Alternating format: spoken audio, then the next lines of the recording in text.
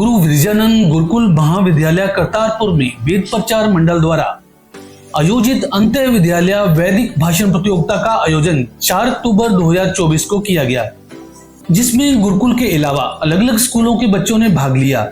किस ओर चल रहे हैं हम? ये कैसा कलयुग है कि भगवान से भी नहीं डर रहे हैं हम, कि भगवान से भी नहीं डर रहे हैं हम।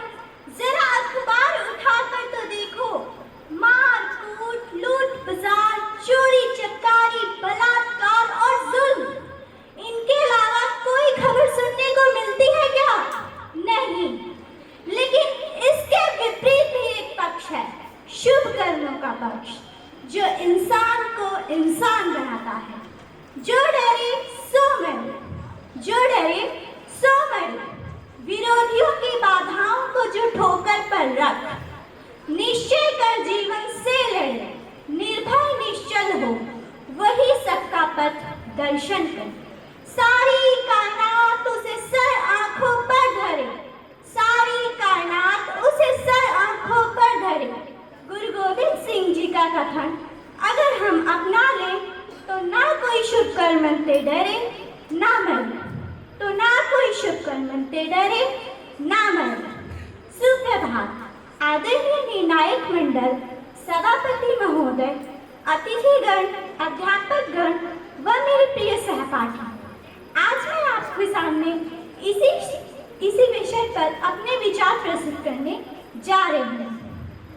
शुभ कर्मंते कभू न डरो, इसी सिद्धांत पर चलते हुए अपने लक्ष्यों को प्राप्त करते हुए रानी झांसी ने कहा, मैं अपनी मातृभूमि की सुरक्षा के लिए अपना सर्वस्व न्यौछावर कर दूंगी। और अपने इसी शुभ कर्म को सिद्ध करने के लिए उन्होंने ग्वालियर के किले से कूदकर जान दे दी। उनका यश और वहां बैठे ऋषियों को झोपड़ी में आग लगाने को कहा। उनका यह आत्मदाह न केवल देश के प्रति कर्तव्य था, अपितु अंग्रेजों के हाथ न आने का एक साहस और शुभ कर्म था। मैं अपनी मातृभूमि की स्वतंत्रता के लिए कभी हार नहीं मानूंगा। याद है ये किसने कहा था? जी, ये वही वीर महाराणा प्रताप के शब्द हैं, जो मुगलों से कई बार लड़े और अपने सम्मान की खातिर जान गंवा बैठे। इसी प्रकार चंद्रगुप्त मौर्य ने अपनी शक्ति का उपयोग करके भारत को एक शक्तिशाली साम्राज्य बनाया।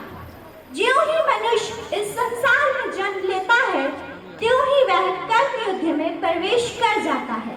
जिंदगी की हर मोड़ पर एक नई लड़ाई, एक नई चुनौती, और एक अच्छे अध्यापक या एक अच्छे अभिभावक अपने बच्चे को बचपन से ही लाड प्यार ना करके उसको सही और गलत का वास्तविक अर्थ बताने में लग जाते हैं।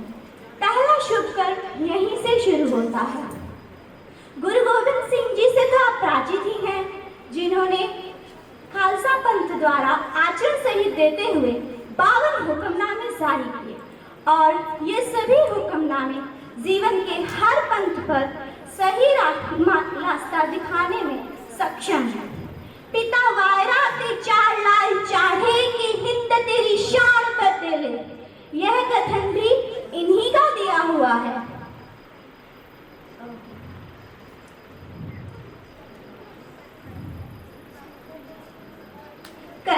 कर्मयोवादी रास्ते मा फलेषु कदाचन। यदि श्री कृष्ण महाभारत में अर्जुन को गीता का उपदेश ना देते तो उस युद्ध का परिणाम कुछ और होता। इसी तरह हमारे भारत के अनेक वीर सिपाहियों ने कितने ही युद्ध जीते और कितने ही दुश्मनों को नाकों चने चबवाए। मैं आशा करती हूँ कि यह महत्वपूर्ण संदेश आप तक पहुँच गया होगा। आपने अपने आव भाव से मुझे प्रोत्साहित किया, मैं आपकी आभारी हूँ।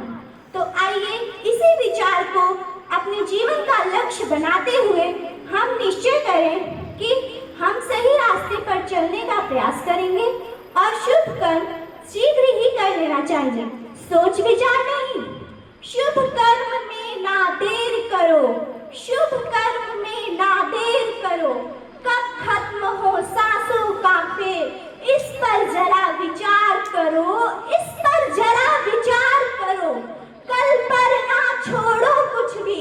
शुद्ध कर अभी करो, शुद्ध कर अभी करो। धन्यवाद।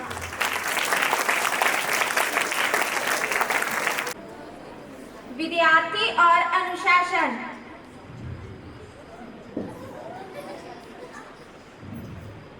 सबसे पहले मैं आप सबको धन्यवाद करना चाहती हूँ कि आप सब ने मुझे इस मंच पर आकर बोलने का प्रदान किया है। विद्यार्थी जीवन में अनुशासन का बहुत महत्व है। इससे विद्यार्थी न केवल एक सफल विद्यार्थी बनता है, बल्कि आगे चलकर एक जिम्मेदार नागरिक के तौर पर अपना कार्य करता है। विद्यार्थी जितना अनुशासित बनेगा, उतना ही अच्छा समाज और देश बनेगा। समाज और बड़े लोगों द्वारा निर्धारित किए गए नैतिक और सामाजिक जीवों को नैतिक और सामाजिक अनुशासन बनेगा। अनुशासन बनेगा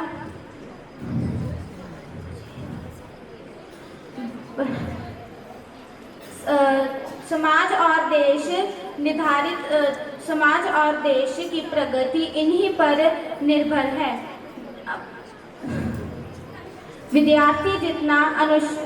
विद्यार्थी को अनुशासन की शिक्षा घर से ही प्राप्त होती है।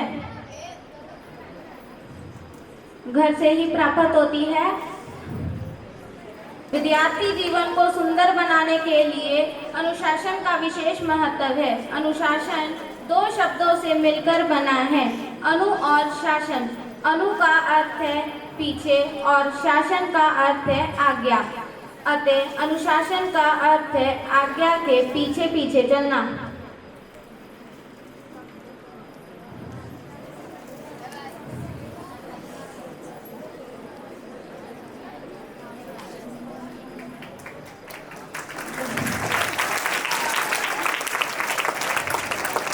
ओम पवमानस्य विश्ववित् प्रतिसर्ग अमृतक्षत सूर्य सैव न रश्मया। जिस प्रकार सूर्य की किरणें उदय होकर मनुष्य आदि प्राणियों की आंखों में सहायता प्रदान करती हैं, उसी प्रकार परमात्मा से वेद प्रकट होकर मनुष्य की बुद्धि को सन्मार्ग में प्रवृत्त कराते हैं। सुप्रभात माननीय अध्यक्ष महोदय, निर्णायकगण एवं उपस्थित श्रोताओं। आज की इस भाषण प्रतियोगिता में मैं प्रतियोगी नंबर 2 मनुष्य के सच्चे मार्गदर्शक वेद विषय पर अपने विचार प्रस्तुत करने जा रहा हूँ। भारतीय संस्कृति में वेदों का विशेष स्थान है। वेद अर्थात ज्ञान, ये ईश्वरीय ज्ञान है। स्वयं ईश्वर ने ये ज्ञान देवताओं और ऋषियों को ध्यान की उच्च अवस्था में प्रदान किया। वेदों में ईश्वर ब्रह्मांड, ज्योतिष, ग्रह, नक्षत्र, खगोल, भूगोल, धार्मिक, रसायन, विद्या आदि लगभग सभी विषयों से संबंधित ज्ञान भरा पड़ा है। भौतिक ज्ञान से आगे बढ़कर देखें तो वेद हमें जीवन जीने की कला सिखाते हैं। दिन प्रतिदिन संसार में किस प्रकार व्यवहार करें, ये बताते हैं। यजुर्वेद का कहना है, कुर्वन्नेविहि कर्माणि जिजी विषय छतम समान। अर्थात मनुष्य कर्म करते हुए ही 100 वर्ष तक की आयु प्राप्त करने की इच्छा करे। वह कर्म में लिप्त ना हो। मुफ्त का अन्न खाने की इच्छा करने वाला मूर्ख है। मोघम अन्नम विन्दते अप्रचेता। इसलिए हम कर्म करें। वेद समझाते हैं, मनोर्भव जन्यात्यव्यम जन्म। तू मनुष्य बन, क्योंकि मनुष्य बनने पर तो सारा संसार ही तेरा परिवार होगा। वसुधैव कुटुंबकम, यही भावना है। मित्रस्य चक्षुषा समीक्षामहे। सबको मित्र की स्नेहमयी आंखों से देख। इस प्रकार वेद हमें आपसी सद्भाव के लिए प्रेरित करते हैं। वेद उपदेश देते हैं, यत्र विश्व भवतेक नीड। हम इस संसार को घोंसला समझें। किसी भी प्रकार की वर्ग, जाति, धर्म की दीवार मध्य में ना हो। इस प्रकार वेद सबके हित और सबके सुख की कामना करते हैं। वेद हमें परोपकार के लिए प्रेरित करते हैं। वेद ये भी उपदेश देते हैं, ईशावास्यमिदं सर्वम। इस संसार में जो कुछ भी है वह सब ईश्वर से प्रेरित है। वह सब ईश्वर से प्रेरित है, उसका त्याग पूर्वक उपभोग करो, किसी के भी धन का लालच मत करो। वेदों ने हमेशा मानवीय सोच का स्तर ऊपर उठाने पर जोर दिया है। वेद समझाते हैं संगच्छध्वम संबद्धध्वम, अर्थात कर्म करते करते रहो और साथ मिलकर चलो, साथ मिलकर विचार करो, साथ मिलकर एक दूसरे के भावों को समझेंगे, तभी एक समृद्ध और सुखी समाज का निर्माण हो पाएगा। मान्यवर, वैदिक साहित्य में भी सुंदर और रोचक कथाओं के द्वारा सुंदर शिक्षाएं दी गई हैं। आरुणि और श्वेत केतु की कथानक के द्वारा तत्वमसि का संदेश और अभिमान न करने की शिक्षा दी गई है। मान्यवर, कठोपनिषद में नचिकेता की कथा के द्वारा आत्मा की अध्यक्षता में बुद्धि रूपी सारथी के द्वारा मन व इंद्रियों को वश में रखने की बात की गई है। श्रोतागण, संसार में दो प्रकार की वस्तुएं होती हैं, एक कल्याण करने वाली और दूसरी मन को प्रिय लगने वाली। लेकिन जो बुद्धिमान व्यक्ति होते हैं वह दोनों का परीक्षण करते हैं और कल्याणकारी वस्तुओं का चयन करते हैं। हमें भी सूर्य और चंद्रमा के समान स्वस्ति पंथानम अनुचरेम, अर्थात कल्याणकारी मार्ग का अनुसरण करना चाहिए। केवल एक गांव, एक समाज या एक देश को ही नहीं, अपितु सारे संसार को आर्य बनाना चाहिए। वेद सभी सत्य विद्याओं की पुस्तक है। वेद हमारे सच्चे मार्गदर्शक हैं। वेदों का पढ़ना पढ़ाना और सुनना सुनाना हम सभी आर्यों का परम धर्म है, परम धर्म है, परम धर्म है। धन्यवाद। अतिथिगण, अध्यापकगण एवं मेरे प्रिय साथियों, आप सभी को मेरा नमस्कार। मेरा सौभाग्य है कि आज मुझे मानस की जात सवै एक पहचानो विषय पर अपने विचार प्रकट करने का अवसर प्राप्त हुआ है। गुरु नानक देव जी की वाणी एक नूर से सब जग उपजा, कौन भले कौन मंदे का विस्तार करते हुए गुरु गोविंद सिंह जी ने हमें जीवन का मूल मंत्र हिंदुत्व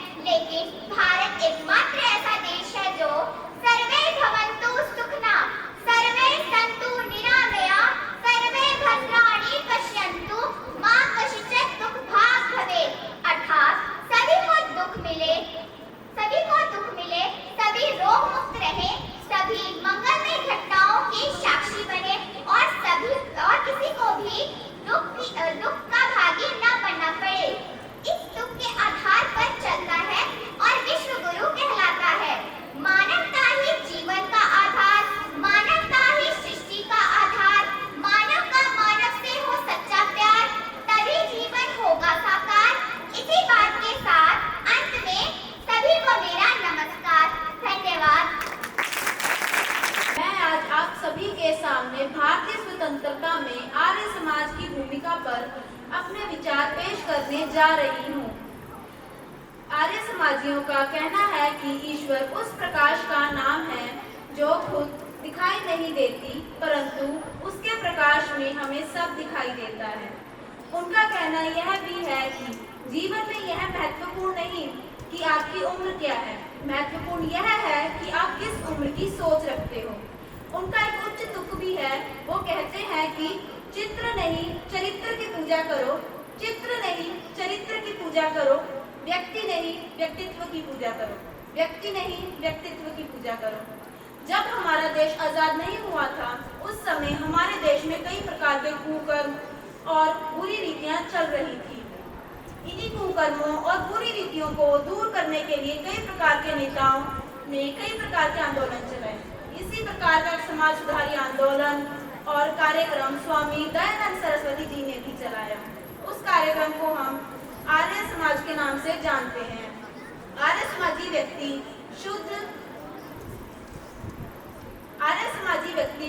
शुद्ध वैदिक परंपरा में विश्वास रखते थे एवं झूठे कर्मों और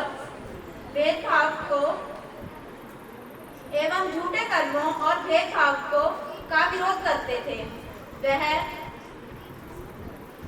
शूद्रों और स्त्रियों को शिक्षा देने के लिए उनका साथ देते थे। वह उनको योग्य पवित्र धारण करने के लिए भी प्रोत्साहित करते थे। स्वामी दयानंद सरस्वती जी ने एक ग्रंथ लिखा जिसका नाम सत्याग्रह प्रकाश है। यह ग्रंथ आर्य समाज का मूल ग्रंथ है। आर्य समाज का आदर्श वाक्य है कर्णवंतो विश्वमार्यम, जिसका अर्थ है विश्व को महान बनाते चलो। स्वामी दयानंद सरस्वती जी ने 12 अप्रैल 1875 में आर्य समाज की स्थापना मुंबई में की। उन्होंने इस जागरूक मंच के राही देश में फैली बुराइयों और कुरीतियों को दूर करने के साथ साथ देश को गुलामी की बेड़ियों से जकड़े विदेशियों से आजाद कराने का आह्वान भी किया। उन्होंने अपने सिद्धांतों को व्यक्तिगतता देने, अपने आदर्शों को अहमियत देने, अपने धर्म को फैलाने और देश और विदेश को जागरूक करने के लिए जिस संस्था का आह्वान किया उसे हम आर्य समाज के नाम से जानते हैं, जिसमें आर्य का अर्थ है भद्र और समाज का अर्थ है सभा। आर्य समाज का अर्थ है भद्रजनों की सभा। आर्य समाज के व्यक्ति आर्य समाज प्रसिद्ध भगत सिंह और उनके पिताजी और उनके दादाजी बहुत ही प्रसिद्ध आर्य समाजी रहे हैं। आर्य समाज के वासियों ने कई प्रकार के महान काम किए हैं। उन्होंने स्त्रियों की शिक्षा को बहुत प्रोत्साहन दिया है। उन्होंने गौ पूजा को बहुत प्रोत्साहन दिया है। उन्होंने कई और प्रकार के काम किए हैं। उनके इन कामों ने उनकी देश और विदेश दोनों जगह बहुत इज्जत बनाई है। आज हमारे देश को इसी प्रकार के आंदोलन की जरूरत है जो हमारे देश में नैतिकता की लहर ला सके। धन्यवाद। आदरणीय अध्यक्ष, जज साहिबान, श्रोतागण, मेरे प्यारे साथियों, आप सभी को मेरी ओर से नमस्कार। आज मेरे भाषण का विषय है कर्मण्यवाधिकारस्ते मा फलेषु कदाचन।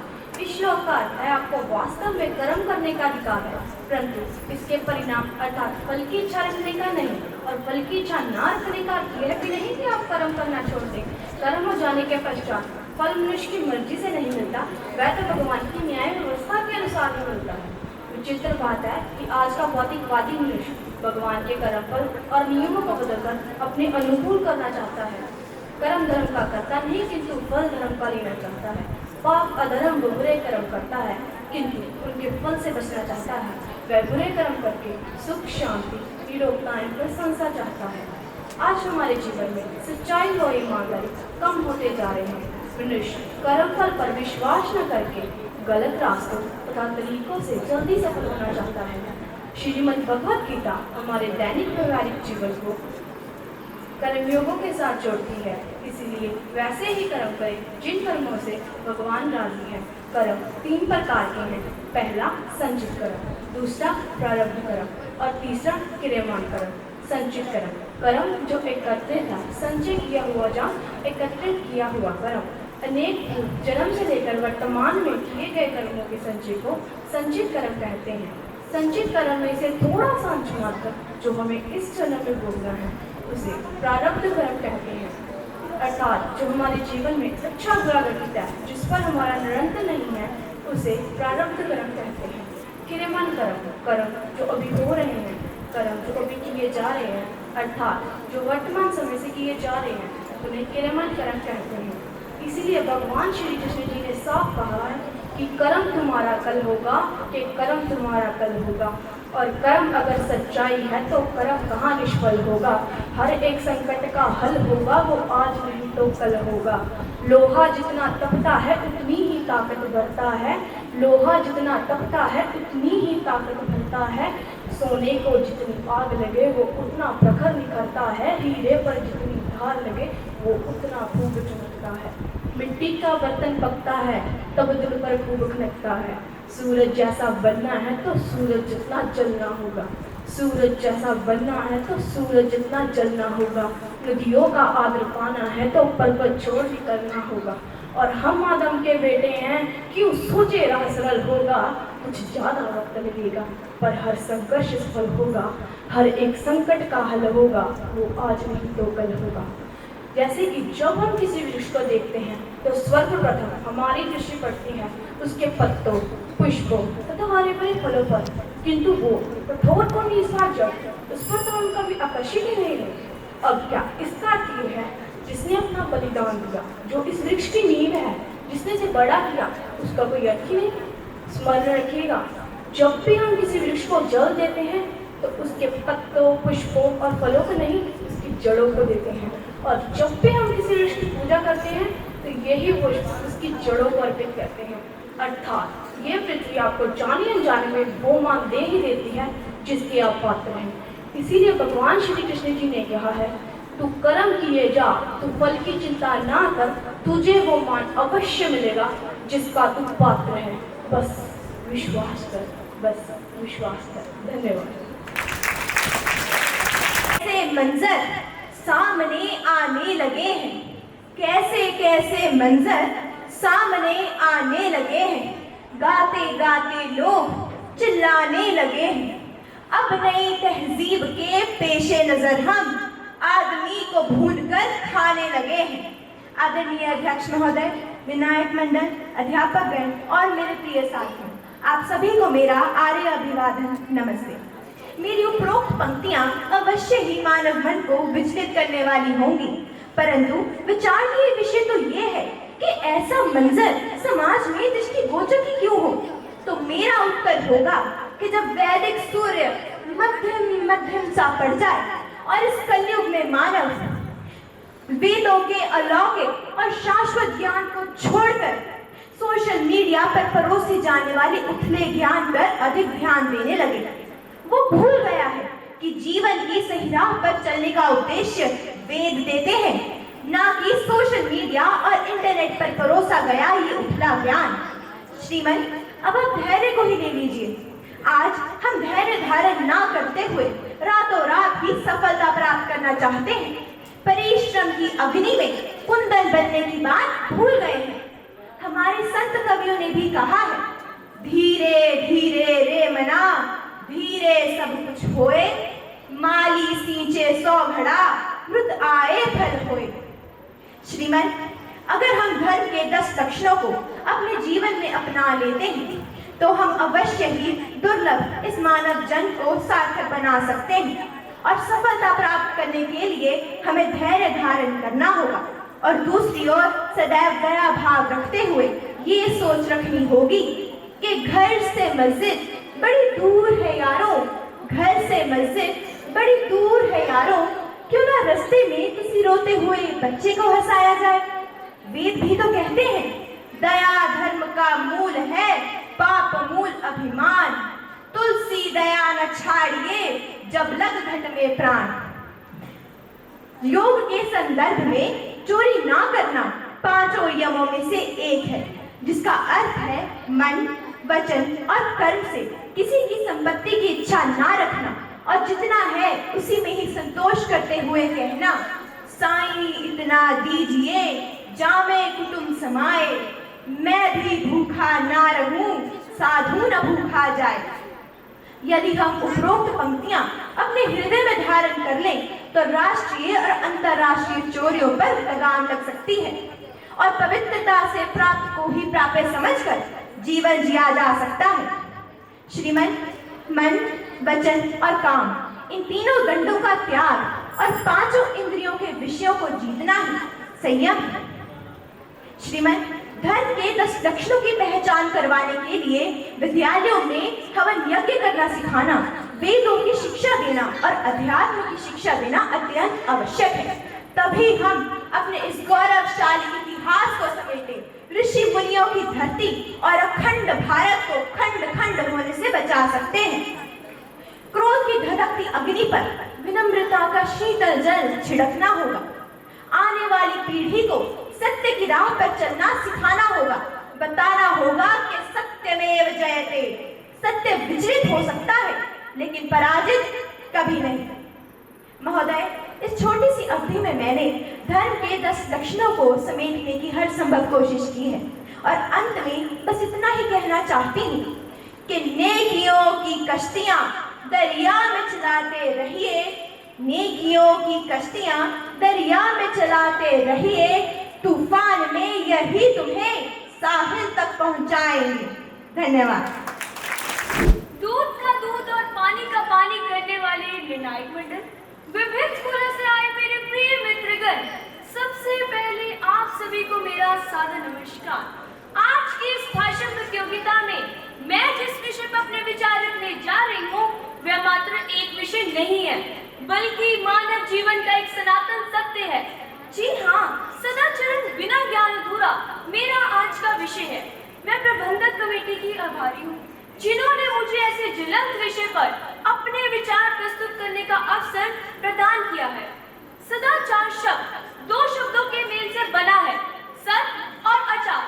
सत का अर्थ है अच्छा और आचार का अर्थ है व्यवहार या आचरण।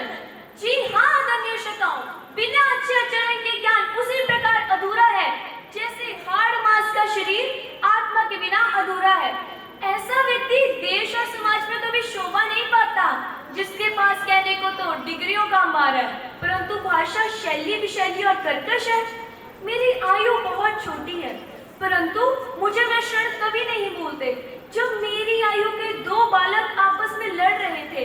तभी एक राहगीर दोनों को अलग करते हुए बोला, तुम्हारे स्कूल में क्या यही सब कुछ सिखाया जाता है?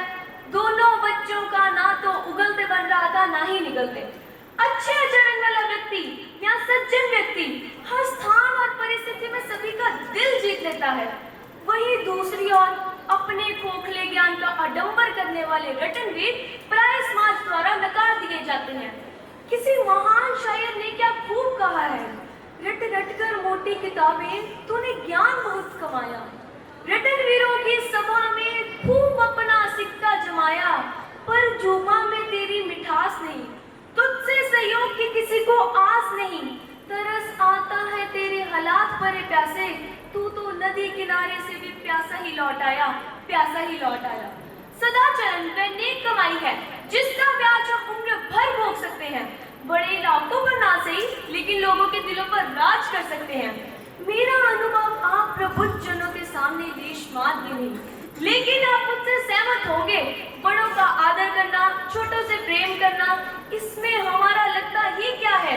बहते हुए आंसुओं को पोंछ देना, टूटे हुए दिलों पर स्नेह लेप लगा देना, ये सारे गुण किसी भी नर को पल भर में नारायण बना सकते हैं। आपको नहीं लगता किसी भूखे को भोजन कराने वाले 2 हाथ उन हजारों मुखों से श्रेष्ठ हैं जो हर समय केवल प्रवचन ही देते रहते हैं? ज्ञान एक आंतरिक तत्व है और व्यवहार उसका बाह्य प्रारूप है। अगर सीधा कहा जाए, आंतरिक तत्व की प्रशंसा उसके बाह्य प्रस्तुतिकरण पर निर्भर करता है। आज की इस भागम भाग जिंदगी में दिखाई देने वाले प्रारूप का प्रभाव अधिक शक्तिशाली होता है। कुछ भी अलग करने की जरूरत नहीं है। यदि संसार के इस रंगमंच पर हम अपनी भूमिका को सही तरह से निभा दें तो हम सिकंदर से भी महान हैं। इस संदर्भ में महान शायर निदा फाजली ने क्या खूब कहा है, घर है मस्जिद से बहुत दूर, चलो यूं कर ले किसी रोते हुए बच्चे को हंसाया जाए। मेरे विचारों से प्रभावित होकर आप में से कोई एक व्यक्ति भी अपने अधूरे ज्ञान को अपने व्यवहार से पूर्ण कर लेता है तो मैं समझूंगी मेरा आज का इस भाषण प्रतियोगिता में भाग लेना सार्थक सिद्ध हुआ। धन्यवाद। जय हिंद। आसमां की बुलंदियों पर छाया है जिनका नाम, आसमां की बुलंदियों पर छाया है जिनका नाम, हे गुरुवर स्वामी दयानंद करते हैं तुम्हें प्रणाम, हे गुरुवर स्वामी दयानंद करते हैं तुम्हें प्रणाम। हो गया अंधेरा दूर ज्ञान के प्रकाश से, हो गया अंधेरा दूर ज्ञान के प्रकाश से, हो गया उजाला अविद्या के नाश से, हो गया उजाला अविद्या के नाश से। नमस्कार, मैं आज आप सभी के समक्ष 19वीं सदी के महान समाज सुधारक स्वामी दयानंद सरस्वती जी के जीवन और उनके महान कार्यों पर अपने कुछ विचार प्रस्तुत करने जा रही हूँ। दुनिया को सर्वश्रेष्ठ दीजिए, दुनिया को सर्वश्रेष्ठ दीजिए, सर्वश्रेष्ठ लौटकर आपके पास आएगा। आर्यवन उठ, जाग, आगे बढ़, अब समय आ गया है एक नए युग में प्रवेश करने का। ये कथन थे महान भारत में जन्मे मूल शंकर तिवारी जी के, जिन्हें आज हम सब स्वामी दयानंद सरस्वती जी के नाम से जानते हैं। 19वीं सदी के महान समाज सुधारकों में से स्वामी दयानंद सरस्वती जी का नाम बेहद सम्मान और गर्व के साथ लिया जाता है। स्वामी दयानंद सरस्वती जी वेदों के बहुत बड़े ज्ञाता थे। उन्होंने लोगों को वेदों का महत्व समझाने के लिए वेदों की ओर लौटो नारा भी दिया। स्वामी जी वेदों को सर्वोच्च धार्मिक ग्रंथ मानते थे। वेदों के महत्व की स्थापना करने के साथ साथ स्वामी दयानंद सरस्वती जी ने एक ऐसे समाज की स्थापना उस समय पर की जिसकी सोच प्रगतिशील और सुधारवादी है। स्वामी जी ने उसे आर्य समाज के नाम से पुकारा। स्वामी दयानंद सरस्वती जी का मानना था कि हिंदी भाषा के द्वारा सारे भारत को एक सूत्र में पिरोया जा सकता है। गुजराती होते हुए भी स्वामी जी आर्य भाषा हिंदी को हमारे भारत की राष्ट्रभाषा बनाना चाहते थे। उन्होंने इसके लिए अनेकों प्रयास किए, परंतु स्वामी जी के लिए वह डगर आसान नहीं रही होगी। जहां एक तरफ अंग्रेजों की कूटनीति थी तो दूसरी तरफ हमारे भारत में फैली सामाजिक कुरीतियां, पाखंड और अंधविश्वास थे। स्वामी दयानंद सरस्वती जी ने इन सब के खिलाफ जमकर आवाज उठाई। स्वामी जी ने जाति प्रथा को तोड़ और विधवा विवाह का समर्थन कर उस समय समाज में एक नई अलख जगाई। स्वामी जी का मानना था कि नारी को शिक्षा के साथ साथ स्वतंत्रता भी मिलनी चाहिए। वे स्वामी जी ही थे जिन्होंने हमें स्वराज का नारा दिया। स्वामी दयानंद सरस्वती जी हमारे भारत और हमारे भारतीय समाज के लिए एक बहुत बड़ी प्रेरणा है। अगर 200 साल पहले वह ज्ञान की ज्योति न जलती तो हम आज भी अज्ञान के अंधेरे में सोते। अगर 200 साल पहले वह ज्ञान की ज्योति न जलती तो हम आज भी अज्ञान के अंधेरे में सोते। हमारे पैरों में आज भी गुलामी की बेड़ियां श्रृंगार करती यदि उस समय स्वामी दयानंद सरस्वती न होते, यदि उस समय स्वामी दयानंद सरस्वती न होते। धन्यवाद। सब नहीं सिखाता आपस में बैर रखना, मजहब नहीं सिखाता आपस में बैर रखना। हिंदू है हम वतन है हिंदुस्तान हमारा, हिंदू है हम वतन है हिंदुस्तान हमारा। आदरणीय निर्णायकगण, अध्यापकगण एवं मेरे प्रिय साथियों, मेरा आज का विषय है सांप्रदायिक सद्भावना के प्रति स्वामी श्रद्धानंद जी। सबसे पहले मैं बात करना चाहूंगी सांप्रदायिक सद्भावना के बारे में। सांप्रदायिक सद्भावना के प्रथम दर्शन हमें सन 1857 के पश्चात स्वतंत्रता संग्राम के दौरान देखने को मिले। उस समय हिंदू और मुसलमानों ने कंधे से कंधा मिलाकर अंग्रेजों से टक्कर ली। अंग्रेज बहुत ही चालाक कौम थी। उनकी चालाकी से मोहम्मद अली जिन्ना ने 1940 में पाकिस्तान की मांग की और अंग्रेजों ने देश को छोड़ने से पहले सांप्रदायिक आधार पर भारत को 2 हिस्सों में बांट दिया। विश्व में पहली बार आबादी का इतना आदान प्रदान हुआ। हिंदू मुस्लिम दंगे हुए जिसमें लाखों लोग मारे गए। सन 1950 में हमारे देश का संविधान बनकर तैयार हुआ। हमारा देश एक धर्मनिरपेक्ष और गणतंत्र देश घोषित हुआ। हमारे देश में सभी धर्मों को एक जैसा सम्मान दिया गया। परंतु आप ये बात जानकर शायद हैरान होंगे कि पूरे विश्व में सर्वाधिक मुस्लिम जनसंख्या केवल हमारे भारत में ही है। जबकि पाकिस्तान बड़ा ही धर्म पर आधारित देश था, परंतु बहुत से देशभक्त मुसलमान अपने देश गए ही नहीं। वो आज भी हमारे देश में रहकर हमारे देश की सांप्रदायिक भावना को नष्ट करने में लगे हुए हैं। अब मैं आपसे बात करना चाहूंगी स्वामी श्रद्धानंद जी के बारे में। जैसे कि हमने लोकोक्तियों में भी सुना है और पुस्तकों में भी हम पढ़ते हैं कि पारस पत्थर के संपर्क में आकर लोहा भी सोना बन जाता है। ठीक इसी प्रकार मुंशी राम नामक एक संसारिक व्यक्ति स्वामी दयानंद जी की शरण में आकर एक तेज सूर्य की भांति चमक उठा था। एक लेखक ने यह भी बताया है कि न केवल सत्यार्थ प्रकाश पढ़कर उन्होंने वह शूरफूल बन गए, बल्कि उन्होंने अपने दुर्गत और दुर्व्यसनों को दूर करके अपनी नास्तिकता की भूमि पर आस्तिकता का मधुबन लहराया था। शिक्षा के क्षेत्र में फिर चाहे बात बालकों की हो या बालिकाओं की, उनका योगदान हमेशा अग्रणी रहा है। जलंधर में कन्याशाला ऐसे समय खोली गई जब लड़कियों की शिक्षा का प्रबल विरोध हो रहा था। लड़कियों को पढ़ाने वालों को जाति से बाहर निकाला जा रहा था। गुरुकुल प्रणाली बिल्कुल लुप्त हो गई थी। गुरुजी ने उसे आरंभ करवाया। मार्च 1902 में कांगड़ी में कन्याओं के लिए गुरुकुल आरंभ करवाया गया, जिसके बाद गुरुजी की जिम्मेदारी और भी बढ़ गई। फिर उन्होंने स्वामी दयानंद जी की तरह सर्ववेद यज्ञ करना आरंभ कर दिया। सबसे पहले इन्होंने अपने दोनों पुत्रों को गुरुकुल में आरंभ करवाया। इन्होंने अपना पुस्तकालय भी गुरुकुल को भेंट कर दिया। फिर गुरुकुल के 10वें सालाने जलसे सन 1918 में इन्होंने अपनी जलंधर की कोठी भी गुरुकुल को भेंट कर दी। सन 1919 में यह राजनीतिक क्षेत्र में आए। इनका सबसे पहला व्याख्यान कांग्रेस मंच से दिल्ली में हुआ। रोल एक्ट के विरुद्ध दिल्ली में हड़ताल की और जुलूस निकाला गया। इस जुलूस की अगुवाई स्वामी श्रद्धानंद जी द्वारा की गई। अब मैं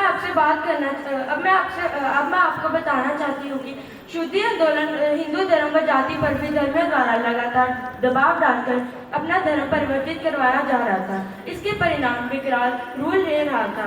आर्य समाजियों ने इसके विरुद्ध सख्त आंदोलन किया। इसमें पंडित लेखाराम तथा स्वामी श्रद्धानंद जी ने अपने प्राण फूके। जैसे कि हम जानते हैं कि परिवार के परिवार, गांव के गांव शुद्ध करके इन्होंने बुद्ध ढंग से कार्य कर अपने व्यक्तित्व का परिचय दिया था। अब मैं अंतिम में आपसे एक बात कहना चाहूंगी। तलाशे यार में जो ठोकरे खाया नहीं करते, तलाशे यार में जो ठोकरे खाया नहीं करते, कभी वो मंजिले मकसूदों को पाया नहीं करते, कभी वो मंजिले मकसूदों को पाया नहीं करते। धन्यवाद। Today I am going to give a speech on the text of Guru Gobind Singh Ji words, मानस की जात सब पे एक पहचान, means recognize all human race as of one caste. As Guru Gobind Singh Ji want to say that we should not discriminate anyone on the behalf of their caste, color, gender, position. The state of being equal, particularly in the terms of right, opportunity, is known as equality. Equality plays a significant role in our life as it contributes to decreasing crime. Additionally, it promotes justice and fairness while lowering socio-economic disparities. There should not be justice and fairness without equality. This is due to the fact that people who are not afforded the same possibility in the society will always get a disadvantage. The state of being equal, particularly in the terms of equality, is known as equality. The have are those who are not afforded, who are exalted of rich and helplessness, whereas have are those who are a powerful and wealthier class. Now, I would like to speak a thought of our Nelson Mandela. He said that as long as poverty, injustice grow in our world, nobody else can truly rest. From the birth of human civilization, man has been victim of one or another kind of discrimination, whether it is equal distribution of food, distribution of society, possession or wealth. But from time to time, feminists and socialists has broken the distinction of caste, color, gender. From the time to time. But so we all know nature is full of all human beings, right? But so-called caste arrogant people are against this ideology. But Guru Gobind Singh Ji raised his voice against these so-called caste arrogant people and in the favor of equality. In a society, everyone has right to lead his or her life accordingly without any discrimination.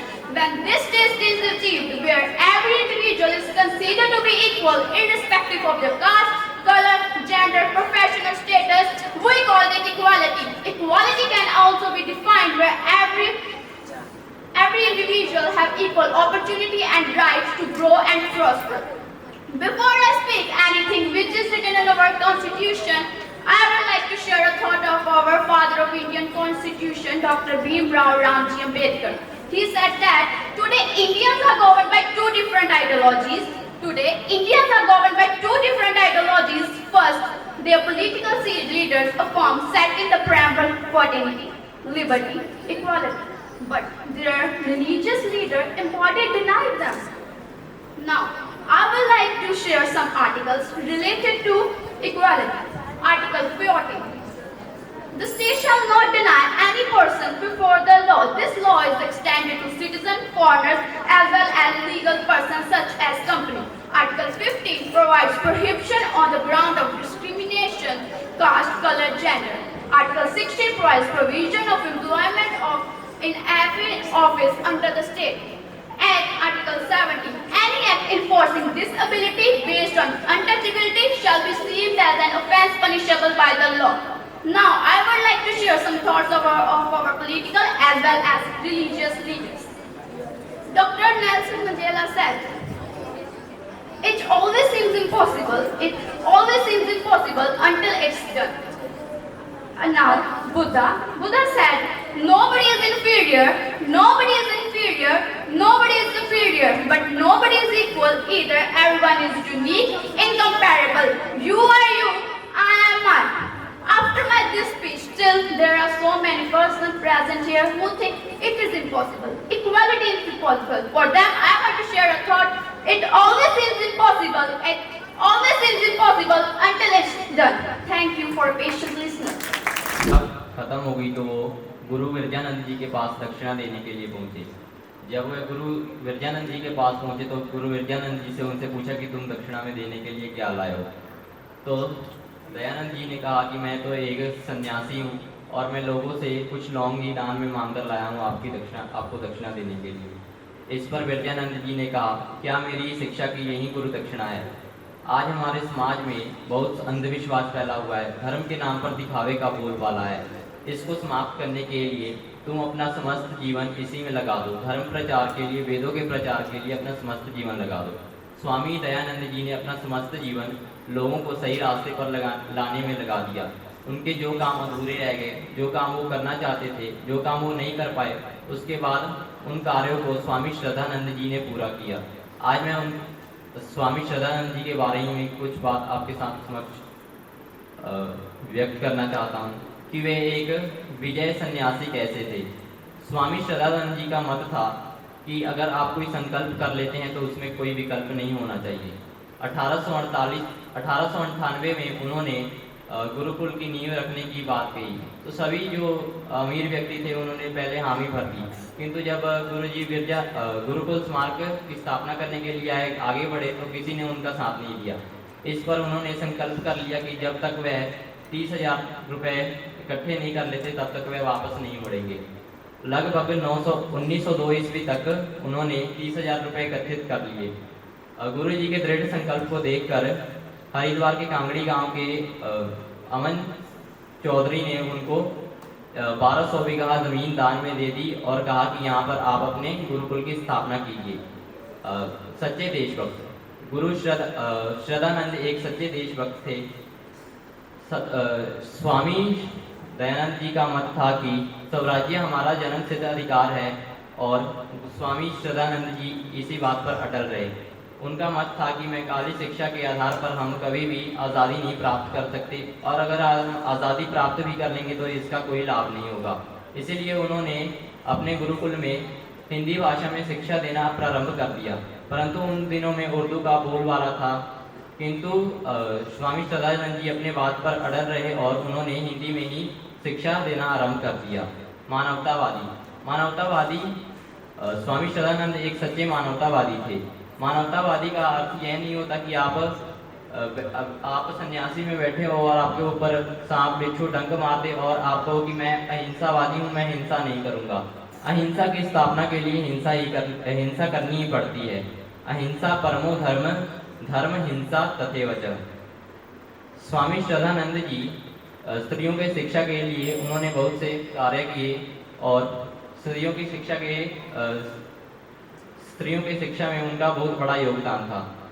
उन्होंने जब 1200 बीघा में पहले गुरुकुल आरंभ किया तो कोई भी वहाँ पर अपने बच्चों को भेजने के लिए तैयार नहीं था।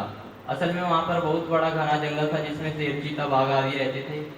तो उन्होंने जब कोई उनके पास एग्जाम्पल नहीं होती थी तो वह उस बात की खुद ही एग्जाम्पल बनकर लोगों के सामने पेश कर देते थे। तो उन्होंने सबसे पहले अपने दोनों बच्चों को ही वहाँ पर भेज दिया और कहा यदि मेरे बच्चे यहाँ से सुरक्षित वापस आ जाएंगे तो आप वहाँ पर अपने बच्चों को भेज ही सकते हो। उसके बाद वहाँ से उनके दोनों बच्चे वापस सही सलामत आ गए और लोगों से उन्होंने कहा कि अब वापस बच्चे भेज सकते हो। वह एक महान नेता भी थे और उनका प्रबंधन बहुत बढ़िया था। प्रशासन और प्रबंधन उनका बहुत बढ़िया था। उन दिनों में धन का बहुत अभाव था, तो उन्होंने सभी लोगों के घर में एक पात्र रखवाया और कहा कि जब भी आप अपना भोजन तैयार करें इसमें कुछ अन्न या आपके अगर पास अन्न रखने को नहीं है तो आप रद्दी जो भी आप पत्र पत्रिकाएँ पढ़ते हैं यहाँ पर रख सकते हैं। तो हम महीने में आकर उन्हें एक बार एकत्रित कर लेंगे। तो वे महीने में आकर उनसे सब कुछ एकत्रित करने के बाद जो चीज़ उनके काम के होती थी, यूज़ करने की होती थी, उन्हें यूज़ करते थे और जो बाकी ज़्यादा बच जाता था उन्हें वे बेचकर धन एकत्रित करते थे। धर्म योद्धा स्वामी श्रद्धानंद जी एक सच्चे धर्म योद्धा थे। उन दिनों जब धर्म खतरे में पड़ गया था, जब जबरदस्ती हिंदुओं को धर्म परिवर्तित कराया जा रहा था, तब लगभग स्वामी श्रद्धानंद जी ने 1 लाख करीब लोगों को शुद्धिकरण से घर वापसी कराई। और आज भी यह शुद्धि आंदोलन हमारे समय में अभी भी चल रहा है और बहुत से लोग इसकी कॉपी कर रहे हैं। शिक्षा स्वामी श्रद्धानंद की शिक्षा के अनुसार हमें कोई भी फैसला लेने से पहले उस पर सोच विचार कर लेना चाहिए। अगर हमने कोई संकल्प ले लिया है तो उसमें किसी भी प्रकार का विकल्प नहीं। आदरणीय जज साहबान, श्रोतागण एवं मेरे प्रिय साथियों, आप सभी को मेरा प्रणाम। आज वसुदेव कुटुंबकम पर अपने विचार प्रस्तुत करने से पहले मैं आप सबसे अनुमति लेना चाहती हूँ। संस्कृत एक समृद्ध भाषा है और इसी भाषा से एक महान विचार की उत्पत्ति हुई है। यह विचार है वसुदेव कुटुंबकम। इसमें वसुधा का अर्थ है पृथ्वी और कुटुंबकम का अर्थ है पूरा परिवार। इस प्रकार इसका अर्थ है कि पूरी पृथ्वी एक परिवार है। यह हमारे ग्रंथ महाउपनिषद में एक श्लोक के रूप में दर्ज है। यह श्लोक है अयनिच परो वेद गणना लघु चित्ता उदार चरिताना तो वसुदेव कुटुंबकम। इस श्लोक का अर्थ है कि संकीर्ण विचारों वाले लोग यह सोचते हैं कि यह मेरा है, यह पराया है, परंतु उदार हृदय वाला व्यक्ति पूरे संसार को ही अपना परिवार मानता है। इसका उद्देश्य मानवता में विभाजन को मिटाना और लोगों में दयालुता, सहानुभूति, आपसी सम्मान को बढ़ाना है, ताकि प्रत्येक नौजवान आगे चलकर एक अच्छे और समझदार व्यक्ति के रूप में विकसित हो सके। क्योंकि एक अच्छा और समझदार व्यक्ति ही यह समझ सकता है कि इस दुनिया में मानवता का क्या महत्व है। यहाँ हम सब एक दूसरे से मानवता के धर्मों, संस्कृति जैसे मिश्रित आबादी वाले देश में रह रहे हैं। यहाँ मानव जाति को बहुत सी कठिनाइयों का सामना करना पड़ रहा है, जैसे आतंकवाद, चोरी, भुखमरी आदि। आज लोगों में नैतिकता खत्म होती जा रही है। लोग पहले अपने बारे में सोचते हैं, फिर वे किसी और के बारे में सोचते हैं। आज वे हर रिश्ता अपने फायदे के लिए ही बनाते हैं। हमारे लिए हिंदू, मुस्लिम, सिख, ईसाई बनने से पहले एक अच्छा इंसान बनना जरूरी है, क्योंकि मानवता हमारा पहला धर्म है और हिसाब हमारे कर्मों का होगा, हमारे धर्मों का नहीं होगा। आज संसार में शांति को फिर से स्थापित करने के लिए एक बार फिर वसुदेव कुटुंबकम की ही आवश्यकता है, ताकि लोग विभिन्न भिन्नताओं को मानते हुए भी एक होने का एहसास कर सके। यह भावना हर एक में होनी आवश्यक है, तभी हमारे समाज और देश का विकास होगा। नहीं तो मानव जाति एक दिन खत्म होने की कगार पर आ जाएगी। हम सब एक ही ईश्वर के बनाए हुए हैं, इसलिए हम सबको मिलजुल कर रहना चाहिए। हमारे देश के महर्षियों ने ये बहुत पहले ही समझ लिया था कि हम सब में एक ही तत्व विद्यमान है, हम एक दूसरे से भिन्न नहीं है। इसलिए धर्म, जाति के आधार पर होने वाला कोई भी अंतर व्यर्थ है। हम सब में एक ही तत्व विद्यमान है और इस बात को समझाता हुआ संस्कृत का श्लोक वसुदेव कुटुंबकम है।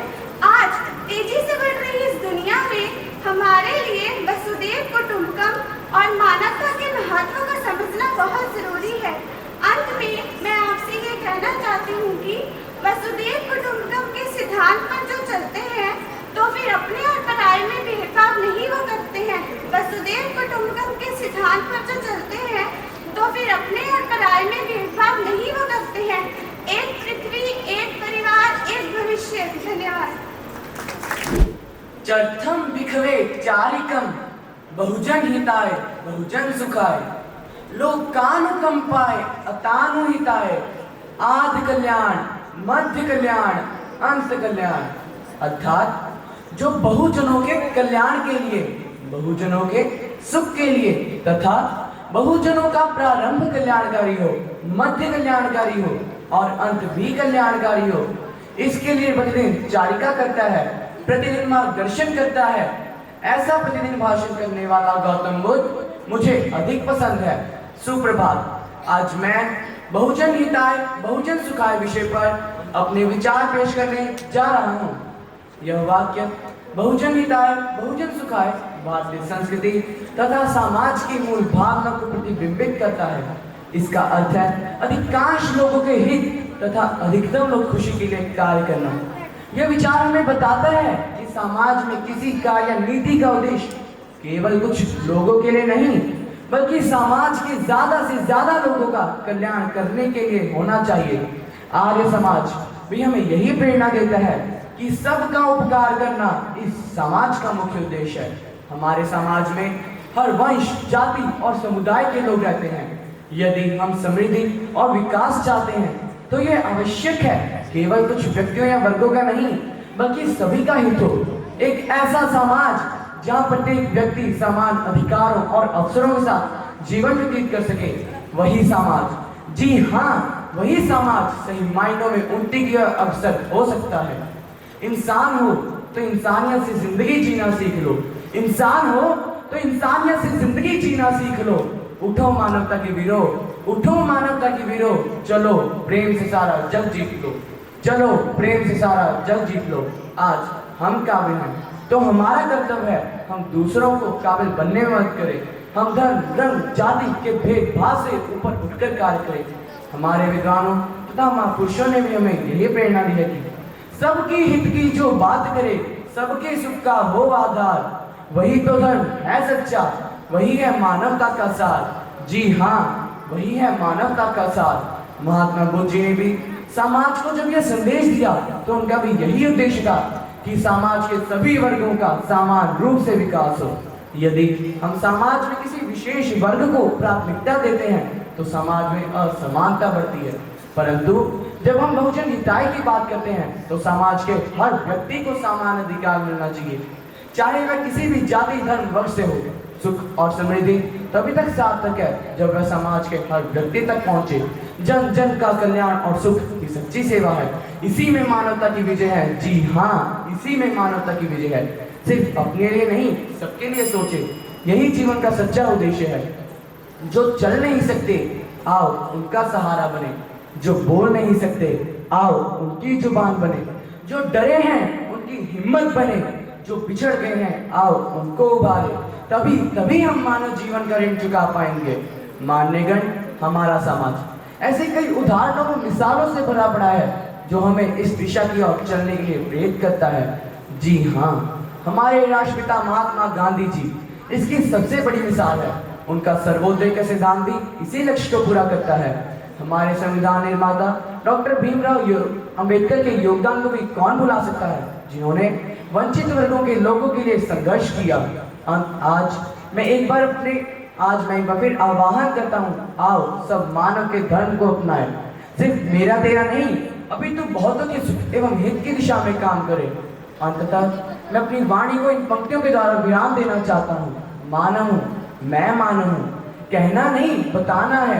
हो कृत मानवी, कर्म मानवी, पंथ मानवी, लक्ष्य मानवी, ध्येय मानवी, धर्म मानवी, जीवन का उद्देश्य मानवी।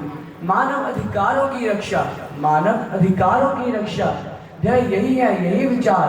बहुजन हिताय बहुजन सुखाय, ये मूल मंत्र अपना हथियार, ये मूल मंत्र अपना हथियार। धन्यवाद।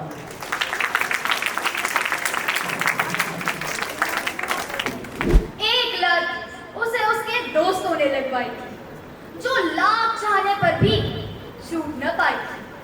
हो रहा था तन्हा वह अपनों के बीच, जल रहा था उस आग में जो खुद उसने ही लगाई थी।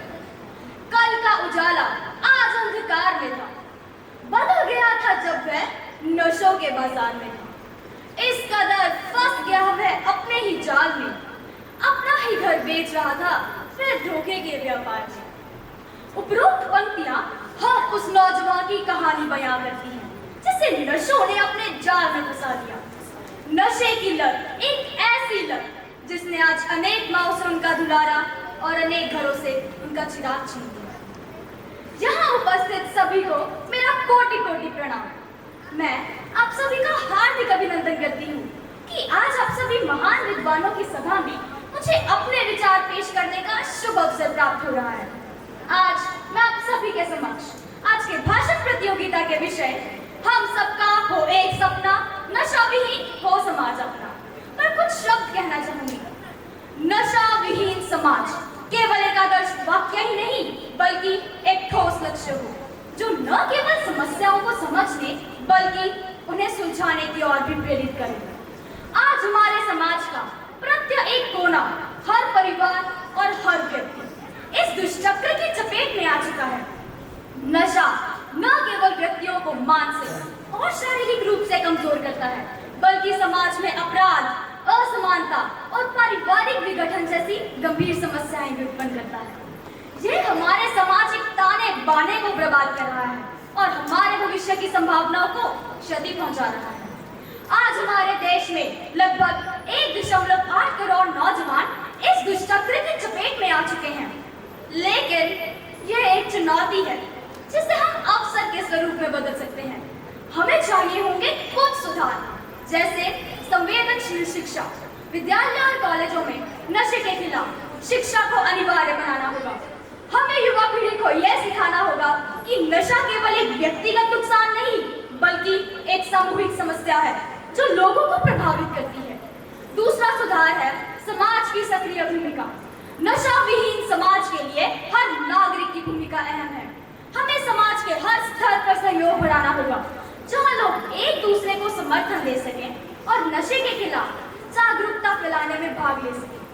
और अब तीसरा एवं आखिरी सुधार है स्वस्थ जीवन शैली को बढ़ावा। हमें युवा पीढ़ी को स्वस्थ और सक्रिय जीवन जीने के विकल्प प्रदान करने होंगे। खेल, सांस्कृतिक गतिविधियां और रचनात्मक शौक नशे के प्रभाव को कम कर सकते हैं। तो साथियों, जब हम नशा विहीन समाज के बारे में बात करते हैं तो ये केवल एक सपना ही नहीं बल्कि एक सामूहिक जिम्मेदारी है। ये एक ऐसा सफर है जिसे हम सब मिलकर पूरा कर सकते हैं। तो फिर आइए हम सब अपनी इच्छा शक्ति और एकता के साथ इस नशे को खत्म करें। धन्यवाद। आपका दिन शुभ हो। माननीय अध्यक्ष महोदय जी, निर्णायक मंडल एवं यहाँ पर उपस्थित श्रोतागण, आज जिस विषय को लेकर मैं आप सबके समक्ष उपस्थित हुई हूँ वह है धरा का आधार नारी। नारी तो प्रेम हो, आस्था हो, विश्वास हो, टूटी हुई इन उम्मीदों की तुम ही तो एक आस हो, हर जान का तुम ही तो आधार हो, नफरत की इस दुनिया में तुम ही तो प्यार हो। उठो, अपने अस्तित्व को संभालो, केवल एक ही नहीं हर दिन के लिए तुम खास हो, केवल एक ही नहीं हर दिन के लिए तुम खास हो। आज जिस नारी को हमने घर की बंदनी, पर्दे की प्रतिमा तथा पैरों की जूती बनाकर रख छोड़ा है, जो एक मूक पशु की तरह सारा कष्ट, सारा क्लेश विष घोट की तरह पीकर अपने स्नेह का अमृत ही देती है, उस नारी के सही स्वरूप तथा महत्व पर यदि निष्पक्ष होकर विचार किया जाए तो अपनी मानवता के नाते, सहधर्मिणी होने के नाते तथा राष्ट्र एवं समाज की उन्नति के नाते उसे उसका उचित स्थान दिया ही जाना चाहिए। अधिक दिनों उसके अस्तित्व, व्यक्तित्व तथा अधिकारों का शोषण राष्ट्र को ऐसे गर्त में गिरा सकता है जहां से निकल सकना बहुत कठिन हो जाएगा। अतः कल्याण तथा बुद्धिमत्ता इसी में है कि समय रहते चेत उठा जाए और अपनी इस भूल को सुधार ही दिया जाए। नारी का सबसे बड़ा महत्व उसके जननी पद में निहित है। नारी गर्भ धारण करती है, अपने शिशु को पालती है, तब तक जब तक कि वह अपने पैरों पर चल नहीं पाता और अपने हाथों से खा नहीं पाता, खुद गीले में सोकर उसे सूखे में सुलाती है, उसकी साफ सफाई में ही सारा दिन नीरत रहती है। नारी जीवन है तुम्हारी यही कहानी, आंचल में है दूध और आंखों में है पानी। यदि ऐसी दयामयी नारी का उपकार हम तिरस्कार तथा उपेक्षा से चुकाएंगे तो इससे बड़ी शर्म की बात और कुछ नहीं हो सकती। नारी का एक महत्व पत्नी के रूप में भी है। नारी पति की अर्धांगिनी होती है। दिन की रोशनी ख्वाब बनाने में गुजर गई, रात की नींद बच्चों को सुलाने में गुजर गई। जिस घर में उसके नाम की तख्ती नहीं होती, सारी उम्र उस घर को सजाने में गुजर गई, सारी उम्र उस घर को सजाने में गुजर गई। यदि आज नारी का महत्व कम नहीं है, यदि नारी की सर्वथा अभाव हो जाए तो कल ही पुरुष पशु हो उठे और सारे समाज एवं राष्ट्र का व्यवस्थित रूप अस्त व्यस्त हो जाए। नारी गौरव है, सम्मान है, आदि शक्ति का दूजा नाम है। नारी के ही द्वारा रचा यह सारा विधान है। हे नारी शक्ति तुझे शत शत प्रणाम है। हे नारी शक्ति तुझे शत शत प्रणाम है। धन्यवाद। नमस्कार। यहाँ उपस्थित सभी को मेरा सादर प्रणाम। कहते हैं कि पितामह भीष्म के जीवन का एक ही पाप था कि उन्होंने समय पर क्रोध नहीं किया, अर्थात द्रौपदी के चीर हरण के समय, और जटायु के जीवन का एक ही पुण्य था कि उसने समय पर क्रोध किया, अर्थात माता सीता के हरण के समय। समय आने पर मृत्यु दोनों की हुई, किंतु परिणाम स्वरूप एक को बाणों की शैया मिली और एक को प्रभु श्री राम की गोद। वेद कहता है कि क्रोध भी तब पुण्य बन जाता है जब वह धर्म और मर्यादा के लिए किया जाए, और सहनशीलता भी तब पाप बन जाती है जब वह धर्म और मर्यादा को ही बचा ना पाए। ऐसे ही कुछ विचारों को प्रस्तुत करते हुए मैं Tanvi HMV collegiate senior secondary school की छात्रा आज वेदों के महत्व पर अपना प्रकाश डालना चाहती हूँ। वेद प्राचीन भारतवर्ष के पवित्र एवं प्राचीनतम साहित्य हैं। वेद भारतीय दर्शन के जनक, प्रेरक एवं मानक भूमिकाओं में केंद्रीय स्थान प्राप्त शब्द प्रमाण है। असल में वेद भारतीय संस्कृति के मूल आधार है। क्या आप जानते हैं कि वेद शब्द का सही अर्थ क्या है? सामान्य भाषा में वेद का अर्थ है ज्ञान। ज्ञान वह प्रकाश है जो मनुष्य मन के अज्ञान रूपी अंधकार को नष्ट कर देता है। वेदों को इतिहास का एक ऐसा स्रोत कहा गया है जो पुरातन ज्ञान विज्ञान का अथाह भंडार है। इनमें ज्योतिष, गणित, औषधि विज्ञान आदि लगभग सभी विषयों के संबंधित ज्ञान का भंडार भरा पड़ा है, जिसका आज भी अध्ययन और अनुप्रयोग किया जाता है। अब आप सबके मन में ये प्रश्न होगा कि वेदों की उत्पत्ति हुई कैसे? वेदों को किसी साधारण मनुष्य द्वारा नहीं रचा गया, बल्कि महाअनुभवी ऋषियों ने अपनी गहरी तपस्या से ईश्वर की आवाज सुनी और इन महान ग्रंथों की रचना की। और कहते हैं कि सृष्टि के आदि काल में परम पिता ने 4 ऋषियों के पवित्र अंतःकरण में वेद रूपी सूर्य का प्रकाश किया। अग्नि ऋषि को ऋग्वेद का, वायु ऋषि को यजुर्वेद का, आदित्य ऋषि को सामवेद का व अंगिरा ऋषि को अथर्ववेद का ज्ञान दिया। आप जानते हैं कि सबसे पहला और प्राचीन वेद कौन सा है? जी हाँ, सबसे प्रथम और प्राचीन वेद है ऋग्वेद। इसमें ईश्वर, जीव व प्रकृति के गुण और जीवन के आदर्श सिद्धांतों के बारे में बताया गया है। और यजुर्वेद में मुख्यतः कर्म कांड का वर्णन है, अर्थात मनुष्य को अपने प्राप्त ज्ञान का किस प्रकार मनोवांछित एवं मोक्ष पाने के लिए प्रयोग करना चाहिए। और साम का अर्थ है संगीत, अर्थात सामवेद में भक्तिमय व शांतिदायक प्रार्थनाओं का वर्णन है। और अथर्ववेद में तकनीकी विज्ञान के बारे में बताया गया है। और मैं आप सबको ये भी बता दूं कि इन चारों वेदों का संबंध यज्ञ से है।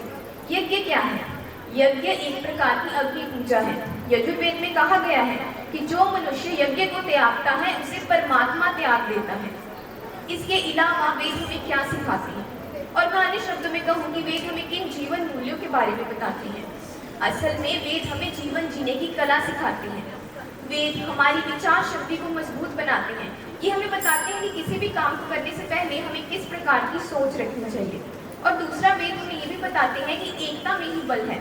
आप सब भी मेरे साथ सहमत होंगे कि हम सब एकता में रहकर ही प्रसन्न रह सकते हैं। जो काम दूसरों के सहयोग से किए जाते हैं वे काम अक्सर आसानी से हो ही जाते हैं। अगर मैं आपसे ये सवाल करूं कि आपको जीवन में सबसे ज्यादा क्या चाहिए, तो 90% यही जवाब होगा कि शांति। परंतु यहाँ सवाल ये उठता है कि शांति है कहाँ? अगर मैं बाहरी दुनिया की बात करूँ तो बाहरी दुनिया में तो चारों ओर अशांति ही फैली हुई है। बाहरी दुनिया, आजकल तो सोशल मीडिया का युग है ना, आजकल तो तकनीकी युग है, तो बाहरी दुनिया में तो शांति का मिलना लगभग असंभव ही है। असल में ये शांति हमारे भीतर ही है और वेदों के विचार हमें बार बार अपने भीतर की ओर ले जाने की कोशिश करते हैं। और वेद हमें ये भी बताते हैं कि हमें अपने जीवन में किन चीज़ों का बलिदान करना चाहिए। वेदों के अनुसार हमें अपने जीवन में उन सब चीज़ों का बलिदान करना चाहिए जो हमें बंधन में बांधने की कोशिश करती हैं। और वेदों का ये भी संदेश है कि जीवन में स्वतंत्र बनो। वो कहते हैं ना कि सुनो सबकी पर करो खुद की। हमें राय तो सबकी लेनी चाहिए, परंतु हमें अपने जीवन में काम वही करने चाहिए जो हमारा मन कहता है, जो हमें सही लगते हैं, जो हमें अच्छे लगते हैं, हमें वही करना चाहिए। इस प्रकार वेदों की ऐसी बहुत सी शिक्षाएं हैं जो हमें एक श्रेष्ठ व्यक्ति बनाने में सहायक सिद्ध होती हैं। अंत में मैं यही कहूँगी कि वेदों की सत्ता अनंत काल तक रहने वाली है, क्योंकि ये किसी व्यक्ति विशेष की कल्पना पर आधारित नहीं है, बल्कि उस परम पिता परमेश्वर द्वारा उच्चारण की गई बातें हैं। जर्मन के विख्यात विद्वान मैक्स मुलर ने भी कहा है कि जब तक पृथ्वी पर नदियां और पर्वत रहेंगे तब तक वेदों की कीर्ति का प्रचार रहेगा। धन्यवाद।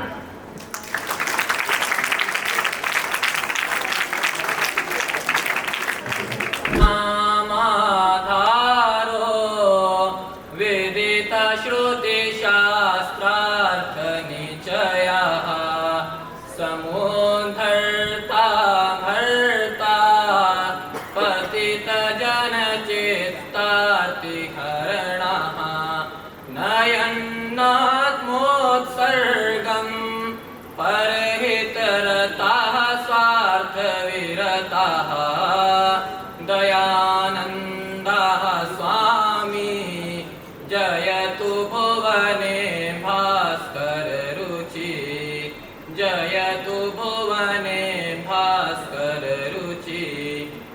सर्वेभ्यो नमो नमः। अद्य मम विषयः वर्तते जनजागृतेः नायकः महर्षि दयानंद सरस्वती। धन्या इयं भारतभूमिः यत्र संकटापन्ने जनानां कृते सन्मार्गं प्रदर्शयितुम् अनेके महापुरुषाः काले काले जन्म अलभन्त। देशे समाज सुधारकेषु महर्षि दयानन्दो मूर्धन्यः। तस्य सर्वोत्कृष्टत्वं सामाजिक सुधार कार्येषु पाश्चात्यैः अपि मनीषिभिः साहलादम् उपश्यते। स महर्षिः एव जन्ममूलां जातिप्रथां निरस्य गुणकर्मानुसारं वर्णव्यवस्थां वेदाभिमताम् अघोषयत्। समाजे प्रचलितं धार्मिकमन्धानुकरणम् अन्धविश्वासं भूतप्रेतादिप्रवादं च निराकरोत्।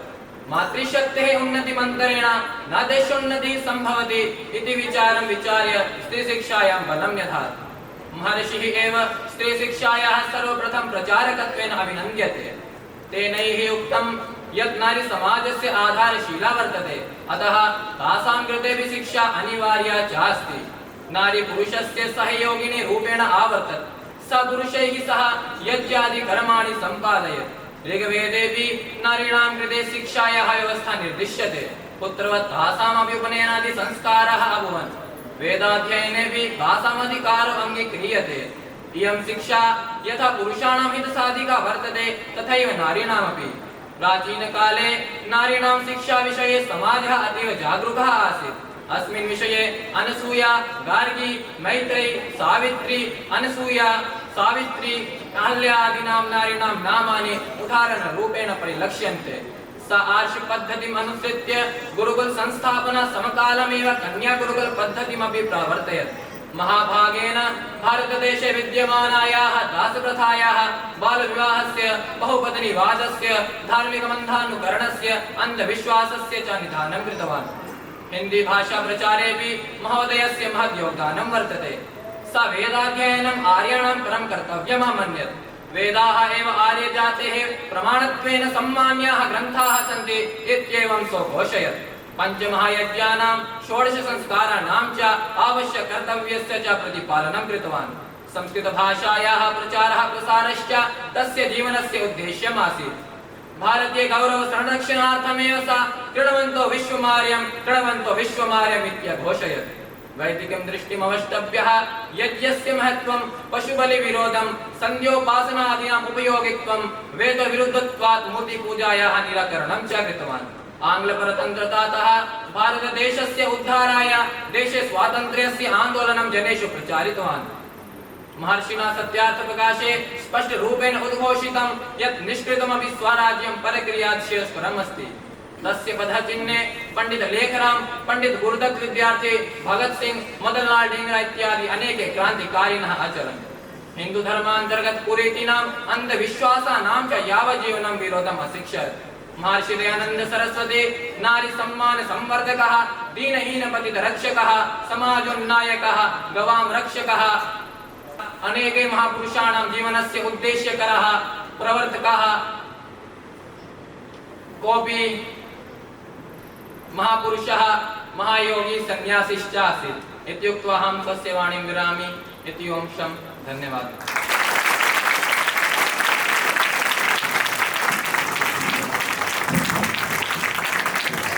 भवन्तु सुखिनः सर्वे सन्तु निरामया सर्वे भद्राणि पश्यन्तु मा कश्चित् दुःखभाग् भवेत्। सुप्रभात। आदरणीय महानुभाव, आए हुए अतिथिगण, अध्यापक वर्ग एवं मेरे भाई बंधुओं, आज मैं आपके समक्ष बहुजन हिताय बहुजन सुखाय विषय पर अपने कुछ विचार प्रकट करने जा रही हूँ। बहुजन हिताय बहुजन सुखाय अर्थात ज्यादा से ज्यादा लोगों के सुख के लिए एवं ज्यादा से ज्यादा लोगों के हित के लिए। यह एक सूत्र वाक्य है जो गौतम बुद्ध ने ईसा पूर्व 6वीं शताब्दी में अपने शिष्यों को जन सामान्य के कल्याण एवं सुख के लिए कार्य करने का उपदेश दिया था। देखिए मान्यवर, अब अपने सुख और स्वार्थ के लिए तो हर कोई जी लेता है, परंतु बात तो तब बने ना जब हम दूसरों के हित और सुख का भी सोचें। एक राजा जो अपनी प्रजा के सुख में ही अपनी खुशियों को ढूंढता है, वह अपनी निजी स्वार्थ और हित को छोड़कर अपनी प्रजा की भलाई को प्राथमिकता देता है। प्रजा सुखे सुखम राज्य प्रजानां च हिते हितम नात्म प्रियम हित राज्य प्रजानां तु प्रियम हितम। महोदय, अब जो वृक्ष है, आपको पता है वो कितने परोपकारी हैं। वो तो जो उनको पत्थर भी मारता है ना, वो तो उनको फल और छाया देते हैं, और यहाँ तक कि छोड़ते। मानव तन ये पाए हो सबके सुख की बात करो, मानव तन ये पाए हो सबके सुख की बात करो, पेड़ों से तुम कर लो यारी, प्रकृति से प्यार करो, जीव की रक्षा करो तुम, जीव की रक्षा करो तुम, सबके हित की बात करो, सबके हित की बात करो। अब महर्षि दयानंद जी, अरे उनको हम कैसे भूल सकते हैं। बहुजन हिताय बहुजन सुखाय के संदर्भ में उत्तम आदर्श जो है, आपको बताना चाहूंगी कि एक बार उनके गुरुजी ने उनसे दक्षिणा मांगी, तो दयानंद जी ने कहा कि गुरुजी मैं आपको क्या दे सकता हूँ। वो कुछ लौंग ले आए और गुरुजी को दक्षिणा स्वरूप देनी चाहिए, परंतु गुरुजी मुस्कुराए और कहा कि मुझे ये लौंग नहीं बल्कि तुम्हारा संपूर्ण जीवन चाहिए जो तुम परमार्थ कार्यों में लगा सको। ऐसा सुनते ही महर्षि दयानंद जी ने अपना सारा जीवन परोपकार करते हुए मनुष्य मात्र की सेवा और वैदिक पद्धति में लगा दिया। अब बात अगर स्वतंत्रता सेनानियों की जाए तो जितने उदाहरण लिए जाए उतने कम हैं। अगर देखा जाए तो वे उस समय अपने हित और स्वार्थ को देखते तो क्या आज हम आजाद होते? क्या आज मैं आपके समक्ष यहाँ खड़े होकर अपने विचार प्रकट कर रही होती? नहीं, नहीं ना, क्योंकि उन्होंने हमारे हित को सोचा और अपने निज स्वार्थ की बलि दे दी। हमारे देश में ऐसे कितने ही स्वतंत्रता सेनानी हैं, जैसे कि रानी लक्ष्मीबाई, भगत सिंह, सुभाष चंद्र बोस, जिन्होंने परोपकार की नीति को अपनाया। इसीलिए मनुष्य मात्र का भी यही फर्ज बनता है कि वह भी परोपकार की नीति को अपनाए।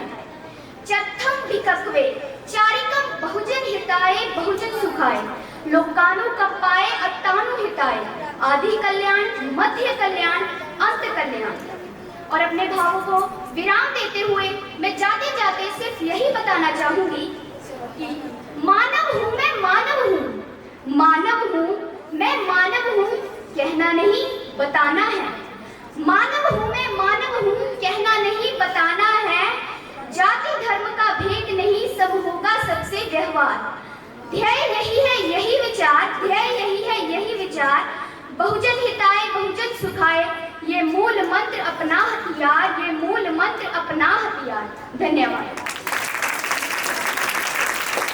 आज मैं आप सभी को जीवन में नैतिक मूल्यों की उपयोगिता के विषय में कुछ अपने विचार प्रस्तुत करने जा रही हूँ। जैसे स्वार्थ से होता है सिर्फ अपना हित, स्वार्थ से होता है सिर्फ अपना हित, परंतु नैतिक मूल्य से ही होगा हम सभी का हित। नैतिक मूल्य से ही होगा हम सभी का हित। जैसा कि हम सभी जानते हैं, नैतिकता यानी कि नियमों का पालन, इस नैतिक मूल्यों का हमारे जीवन में बहुत ही महत्वपूर्ण स्थान है। चाहे क्षेत्र कोई भी हो, धार्मिक, सामाजिक, कानूनी या किसी देश से संबंधित हो, हम सबको पता है कि मनुष्य एक सामाजिक प्राणी है जो समाज में ही रहता है। हम स्वयं को समाज से कदापि अलग नहीं कर सकते। यदि गहराई से देखा जाए तो यह बात समझ में आती है कि किसी भी व्यक्ति के लिए नैतिक मूल्य का होना अति आवश्यक है। किसी भी व्यक्ति के लिए नैतिक मूल्य का होना अति आवश्यक है, क्योंकि हमारे जीवन में नैतिक मूल्य की उपयोगिता से हम आसपास वालों का, साथ रहने वालों का और परिजनों का ध्यान रखने का गुण सीख पाते हैं, ध्यान रखने का गुण सीख पाते हैं। अब जैसे कि आप सभी इस सभा में बैठे मेरा भाषण सुन रहे हैं और आपको नींद आ रही है, तो क्या आप इस सभा में सो सकते हैं? नहीं ना, क्योंकि यह नैतिक मूल्यों का उल्लंघन है, क्योंकि यह नैतिक मूल्यों का उल्लंघन है। यदि आपके पड़ोस में कोई बुजुर्ग या बीमार व्यक्ति है और आप रात को देर तक ऊंची आवाज में संगीत सुनते हो और उनको परेशानी होती है, तो आप सामाजिक नियमों के दायरे से बाहर जा रहे हैं। किसी भी व्यक्ति से बात करते समय यदि हम अपमानजनक शब्दों का प्रयोग करते हैं तो यह अनैतिकता कहलाती है, तो यह अनैतिकता कहलाती है, क्योंकि हमारे जीवन में नैतिक मूल्यों की उपयोगिता एक बहुत बड़ा स्थान रखती है, जो हमको सभ्यता में रहना, दूसरों का आदर करना और जीवन में आगे बढ़ने का गुण पैदा करती है। जीवन में आगे बढ़ने का गुण पैदा करती है, क्योंकि जो अपने कदमों की काबिलियत पर विश्वास रखते हैं, क्योंकि जो अपने कदमों की काबिलियत पर विश्वास रखते हैं, अक्सर वही मंजिल तक पहुंचा करते हैं, अक्सर वही मंजिल तक पहुंचा करते हैं। जीवन में नैतिक मूल्यों की उपयोगिता हमको माता पिता तथा बड़ों का आदर करना, उनसे ऊंची आवाज में ना बोलना, छोटों के प्रति स्नेह रखना, उनकी बातों को ध्यानपूर्वक सुनना, यह सभी चीजें सिखाती हैं। यदि हम कहीं सार्वजनिक वाहन में यात्रा करते हैं, जैसे बस, मेट्रो, रेल आदि, आपको कोई दिव्यांग व्यक्ति खड़ा दिखाई देता है तो यह हमारा कर्तव्य बनता है उस व्यक्ति को अपनी जगह देना, और महिलाओं के प्रति सम्मान और आदर रखना भी हम जीवन में नैतिक मूल्यों की उपयोगिता से ही सीखते हैं। नैतिकता कानूनी क्षेत्र में रखनी भी बहुत जरूरी है, जैसे कि लाल बत्ती पर चलना, किसी के घर पर चोरी करना, यह सब कानून के नियमों के उल्लंघन माने जाते हैं। बिना आज्ञा किसी व्यक्ति के सरकारी कामकाज में फेरबदल करना भी कानून के नियमों के उल्लंघन माने जाते हैं। कानून के नियमों के उल्लंघन माने जाते हैं। सामाजिक तथा कानूनी नियमों के अतिरिक्त धार्मिक नियम भी होते हैं, जैसे आप मंदिर जाते हैं तो जूते चप्पल ही क्यों उतारते हैं, इसके लिए आपको कहने की जरूरत तो नहीं पड़ती। आप प्रसाद को बहुत आदर सम्मान से ग्रहण करते हैं, मंदिर में घंटी बजाते हैं, घर में पूजा हवन जागरण कीर्तन आदि करते हैं और दान पुण्य भी करते हैं। यह सब हमें जीवन में नैतिक मूल्यों की उपयोगिता से ही जोड़े रखते हैं, नैतिक मूल्यों की उपयोगिता से ही जोड़ी रखते हैं। अंत में मैं इतना ही कहना चाहूंगी, हमारे जीवन में नैतिक मूल्यों की उपयोगिता हमारे चरित्र का आधार रखती है, हमारे चरित्र का आधार रखती है। हमें स्वयं को ना तो किसी से बड़ा समझना चाहिए और ना ही किसी से छोटा। ऐसा करने से हम घृणा और अहंकार जैसी बुराइयों से बचे रहेंगे, घृणा और अहंकार जैसी बुराइयों से बचे रहेंगे, क्योंकि इज्जत कमाई जाती है, क्योंकि इज्जत कमाई जाती है, ईमानदारी सहराई जाती है, ईमानदारी सहराई जाती है, प्यार पाया जाता है, विश्वास लुटाया जाता है, प्यार पाया जाता है, विश्वास लुटाया जाता है। धन्यवाद। समय समय स्मर्त वही अर्जुन कर निकले जो हम घर से सैर की ओर, दिल में कुछ अरमान थे। एक तरफ हरियाली, दूसरी तरफ शमशान थे। बड़े जो कदम शमशान की ओर, तो आई पैरों के नीचे कुछ हड्डियां, और उन सबके सिर्फ एक बयान थे कि कर कद्र इस वक्त की है इंसान, कर कद्र इस वक्त की इंसान, वरना हम भी कभी इंसान थे, वरना हम भी कभी इंसान थे। समय, टाइम, वक्त क्या है? क्यों हमें बोलते हैं इसकी कद्र करनी चाहिए? जस्ट अ सिंपल वर्ड, क्यों? क्योंकि हम हमेशा एक चीज भूल जाते हैं कि समय धीरे जरूर चलता है, धीरे जरूर चलता है, पर हमेशा हमसे आगे चलता है। आज हमारा समय हाथ से निकला, कल पछताएंगे। जब चिड़िया चुग गई खेत तो पीटने से क्या फायदा? आज जब हाथ में है तो कुछ नहीं किया। आज टेक्निकल मॉडर्न टाइम चल रहा है। हमारे घर के बड़े बुजुर्ग जो होते हैं वो तो व्यस्त है, लेकिन उनसे 10 गुना ज्यादा व्यस्त हम जैसे छोटे बच्चे होते हैं। सच में कोई झूठ नहीं है, चाहे अपने आप पर लेकर देख लीजिए। और व्यस्त किस चीज में होते हैं हम? सुबह उठे, नहाए वगैरह, स्कूल गए, सब कुछ हो गया, ओके। घर आए, होमवर्क कंप्लीट, फोन उठा लिया, कभी इंस्टाग्राम, कभी टीवी, कभी फ्री फायर। ये सब नहीं तो चलो बाहर फ्रेंड्स के साथ घूमते हैं, फिरते हैं। और ये सब अगर हम ना करें तो भाई हमारे समय का सदुपयोग नहीं होगा, क्योंकि ये हमारी सोच है। अगर हम ऐसा नहीं करते ना तो हमारा टाइम वेस्ट होता है, बहुत दुरुपयोग होता है। बट क्या कभी आपने अपनी अंतरात्मा से किसने पूछा है कि जो हम कर रहे हैं वो सही है? सच में बाकी हम सही राह पे जा रहे हैं? नहीं, गलत है, थोड़ा सा गलत है। ये वो राह नहीं है जो हमारे घर के बड़े चाहते हैं, ये वो राह नहीं है जो हमारे अंदर बैठा आत्मा राम हमसे करने को कह रहा है, ये वो नहीं है। कुछ गलत हो रहा है। अगर हम आज उसे पहचान लें, जो समय इन सब चीज़ों में लगा रहे हैं, उसका थोड़ा सा हिस्सा हम अपने बड़े बुजुर्गों के साथ, अपने अध्यापकों के साथ, उनके साथ बैठे तो हमें क्या मिलेगा जानते हैं? अनुभव। न जाने हमारे जीवन में आने वाली ऐसी कितनी गलतियां होंगी जिनसे हम बच सकते हैं यदि हम उनके अनुभव का एक चौथा हिस्सा भी प्राप्त कर लें। अरे इतनी तो हमारी आयु नहीं जितना उनका अनुभव होता है, फिर भी हम लोग बोलते हैं कि नहीं ये टाइम वेस्ट है, उनके पास बैठना समय खराब है। पर ये खराब नहीं होता, ये हमारे जीवन में कुछ नया जानने का एक मौका होता है जो सबको नहीं मिलता। सबके माता पिता नहीं होते, सबके घर में बड़े बुजुर्ग नहीं होते जो उन्हें अच्छे बुरे का पाठ पढ़ा सके। आज हम समय की कदर नहीं कर रहे। हम में से बहुत से ऐसे विद्यार्थी होते हैं जो किसी एक विषय में, किसी दो विषय में कमजोर होते हैं। यदि हम अपने समय का कुछ हिस्सा उस तरफ लगाकर अपने आप को पढ़ाएं, स्वयं अपने अध्यापक बने, तो मुझे नहीं लगता हमारे देश की उन्नति को कोई रोक सकता है, क्योंकि हमारे जीवन का हर पल हमारे देश से जुड़ा हुआ है। हम नौजवान हैं, आने वाली पीढ़ी तो हम ही है ना, बिल्कुल हम ही हैं। और अगर हम अपने जीवन का हर पल ये सोचें कि नहीं, हम जो कर रहे हैं वो हमारे लिए नहीं है, हमारे देश की उन्नति के लिए है, बहुत हो गई है उन्नति, अब और नहीं, अब उन्नति की तरफ जाना है, तो मुझे लगता है भारत को श्रेष्ठ बनने से कोई रोक नहीं सकता, क्योंकि हमारे हाथ में सब कुछ होता है। किस्मत यहाँ नहीं होती, यहाँ होती है, अगर हम उसे पकड़ें, सही ढंग से इस्तेमाल करें। और एक छोटी सी बात मैं इतना कहूँगी, हम समय की कद्र नहीं करते, लेकिन ये भूल जाते हैं, समय की कद्र नहीं करते पर ये भूल जाते हैं कि समय दिखता नहीं पर बहुत कुछ दिखा जाता है। नहीं कोई अध्यापक समय पर जीवन के सबसे बड़े पाठ पढ़ा जाता है। और करो इस वक्त की कद्र अब, क्योंकि वक्त के पास इतना वक्त नहीं कि तुम्हें दोबारा वक्त दे सके।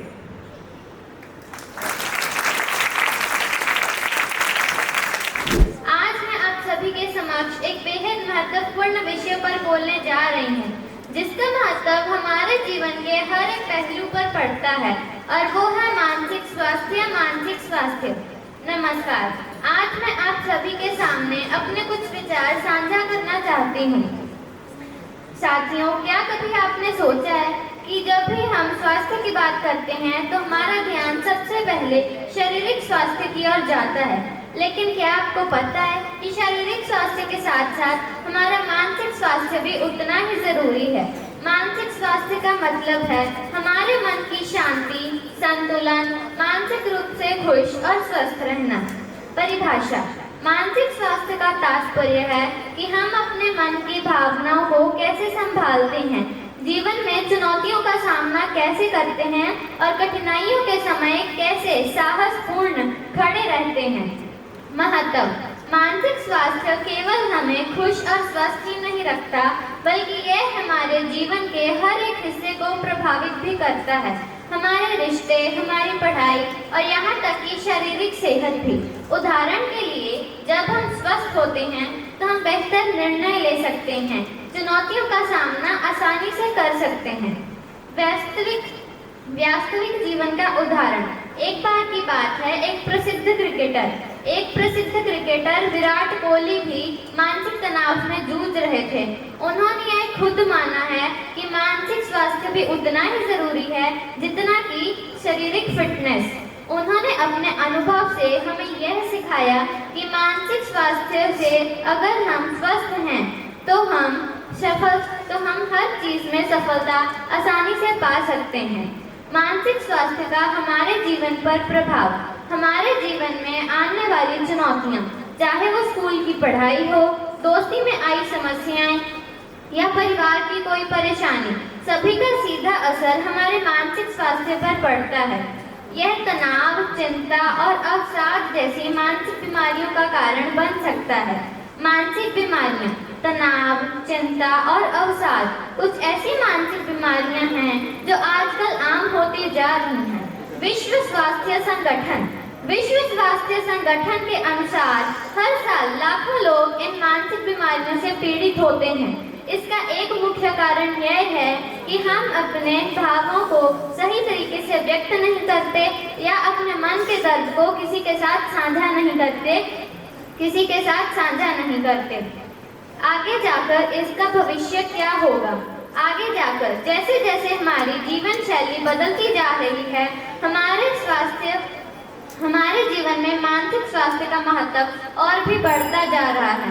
पढ़ाई का दबाव, प्रतियोगिता की भावना और डिजिटल युग की चुनौतियां हमारे मानसिक स्वास्थ्य को बिगाड़ सकती हैं। अतः हमें चाहिए कि हम बचपन से ही अपने मानसिक स्वास्थ्य की ओर ध्यान दें और अपने भविष्य को खुशहाल बनाएं। बताओ हम क्या कर सकते हैं? मेडिटेशन और योग यह मानसिक शांति के सबसे प्रभावी तरीके हैं। परिवार और दोस्तों से बात करें। यदि आपको कोई समस्या हो रही है तो उसे अपने करीबी के लोगों के साथ साझा करें। शौक में समय बिताएं। पढ़ाई के साथ साथ अपने मन पसंदीदा काम जैसे कि खेल कूद, संगीत आदि कला समय में भी समय देना बहुत ही अच्छा होता है। अंत में निष्कर्ष, मानसिक स्वास्थ्य केवल एक शब्द नहीं है, ये हमारे जीवन की नींव है। यदि हमारा मन स्वस्थ है तो हम हर एक चुनौती का सामना बड़े आसानी से कर सकते हैं। लेकिन यदि हमारा मन अस्वस्थ है तो सफलता का कोई भी शिखर हमें खुशी नहीं दे सकता। अतः मानसिक स्वास्थ्य को प्राथमिकता दें और खुद को और अपने आसपास के लोगों को मानसिक रूप से स्वस्थ रखने के प्रयास करें। धन्यवाद।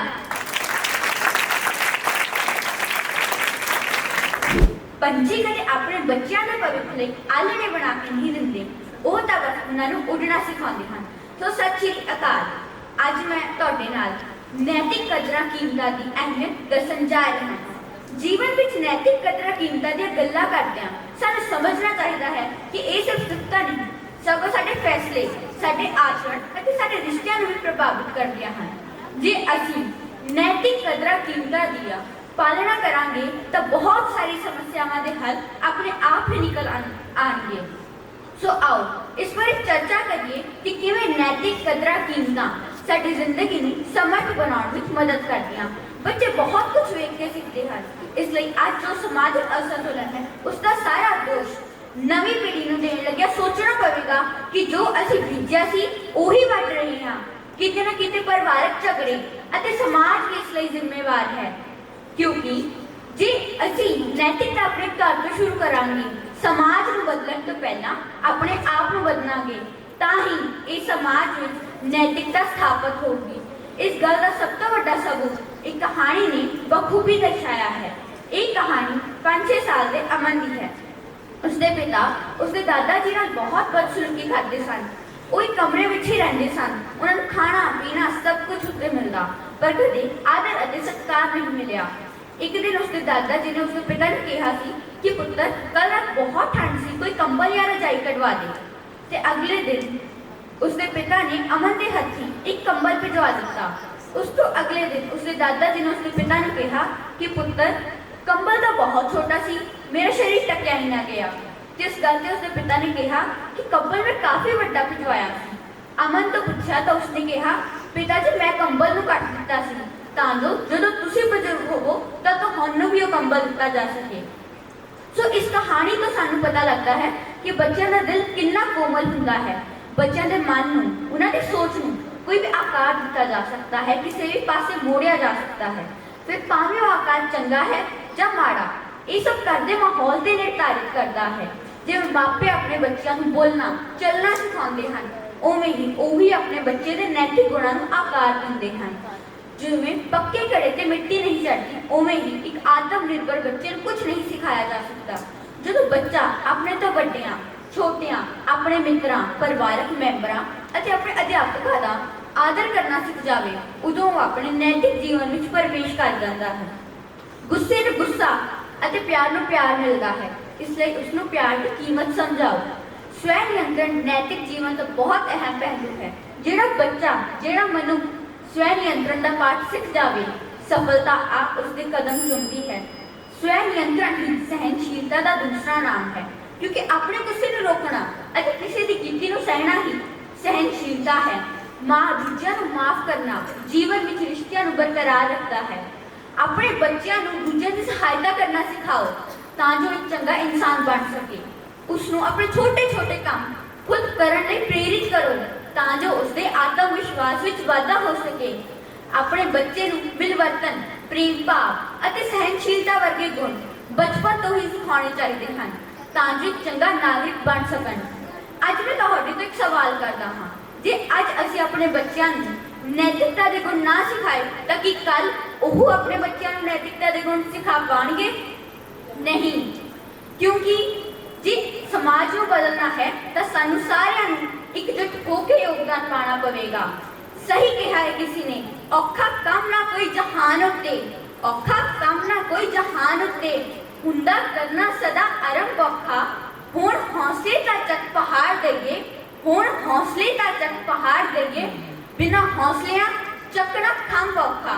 रोज दी कीती थोड़ी थोड़ी मेहनत बड़े नतीजे लेके आउंदी है। धन्यवाद।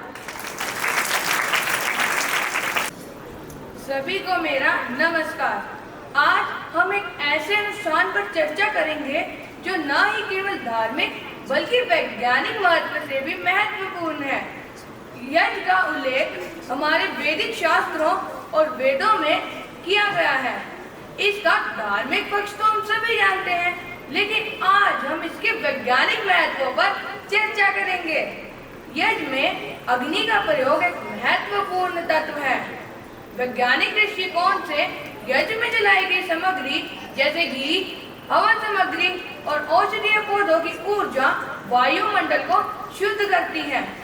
यज्ञ में उपस्थित सुगंधित पदार्थ और जड़ी बूटियों का दहन होने पर एक विशेष प्रकार की ऊर्जा उत्पन्न होती है जो कि वायु में फैलकर वातावरण को शुद्ध करती है। यह ऊर्जा एक प्रकार की प्राकृतिक कीटाणुनाशक के रूप में कार्य करती है। यज्ञ के दौरान उपयोग किए गए ध्वनि मंत्रों का भी वैज्ञानिक महत्व है। विभिन्न ध्वनियों के तरंगे हमारे मस्तिष्क पर सकारात्मक प्रभाव डालते हैं। यह तरंगे हमारे मस्तिष्क की तरंगों को संतुलित करते हैं, जिससे ध्यान में मानसिक शांति की स्थिति उत्पन्न होती है। यह प्रक्रिया न केवल हमारे मानसिक स्वास्थ्य को बल्कि हमारे संपूर्ण शारीरिक स्वास्थ्य को पर भी सकारात्मक प्रभाव डालती है। यज्ञ में अग्नि द्वारा उत्पन्न किया गया तापमान भी एक वैज्ञानिक महत्वपूर्ण पहलू है।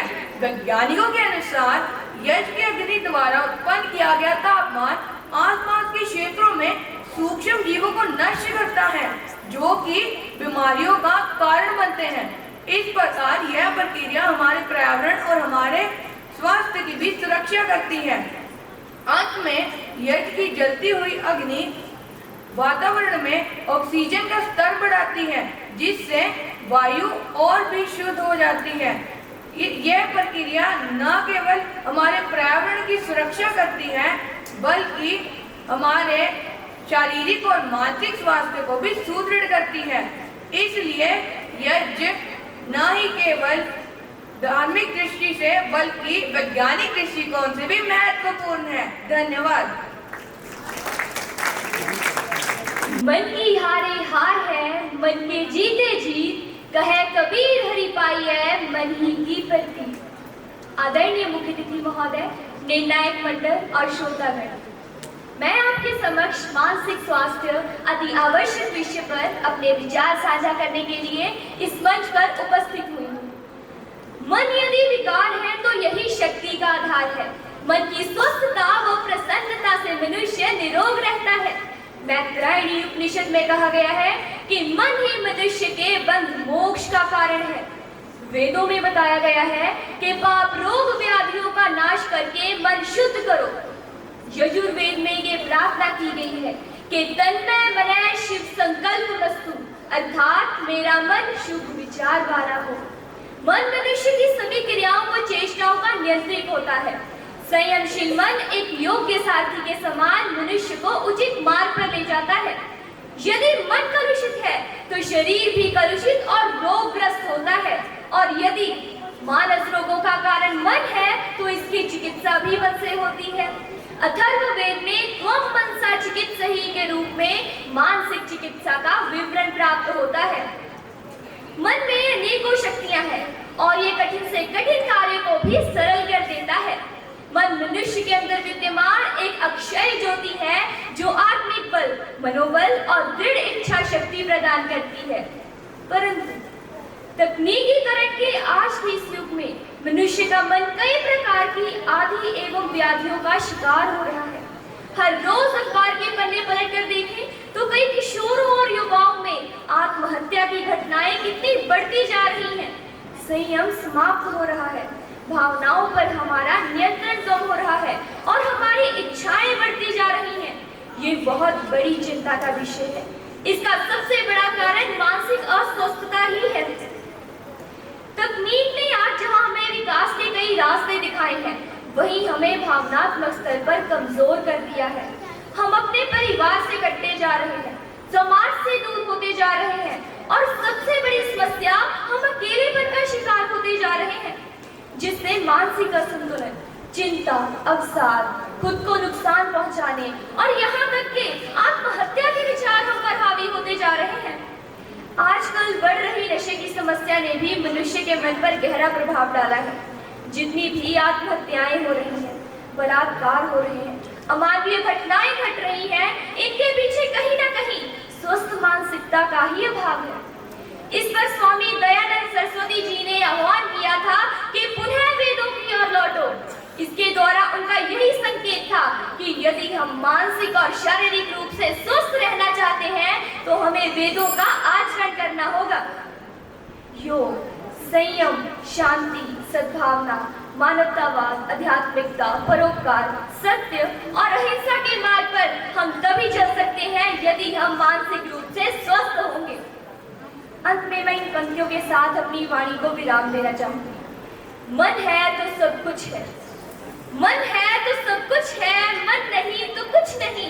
स्वस्थ मन में रहता है एक नया सवेरा कहीं। वेदों की वाणी सुनो, वेदों की वाणी सुनो, व्यायाम को अपनाओ, मानसिक स्वास्थ्य के इस खेल में विजयी बन जाओ, विजयी बन जाओ।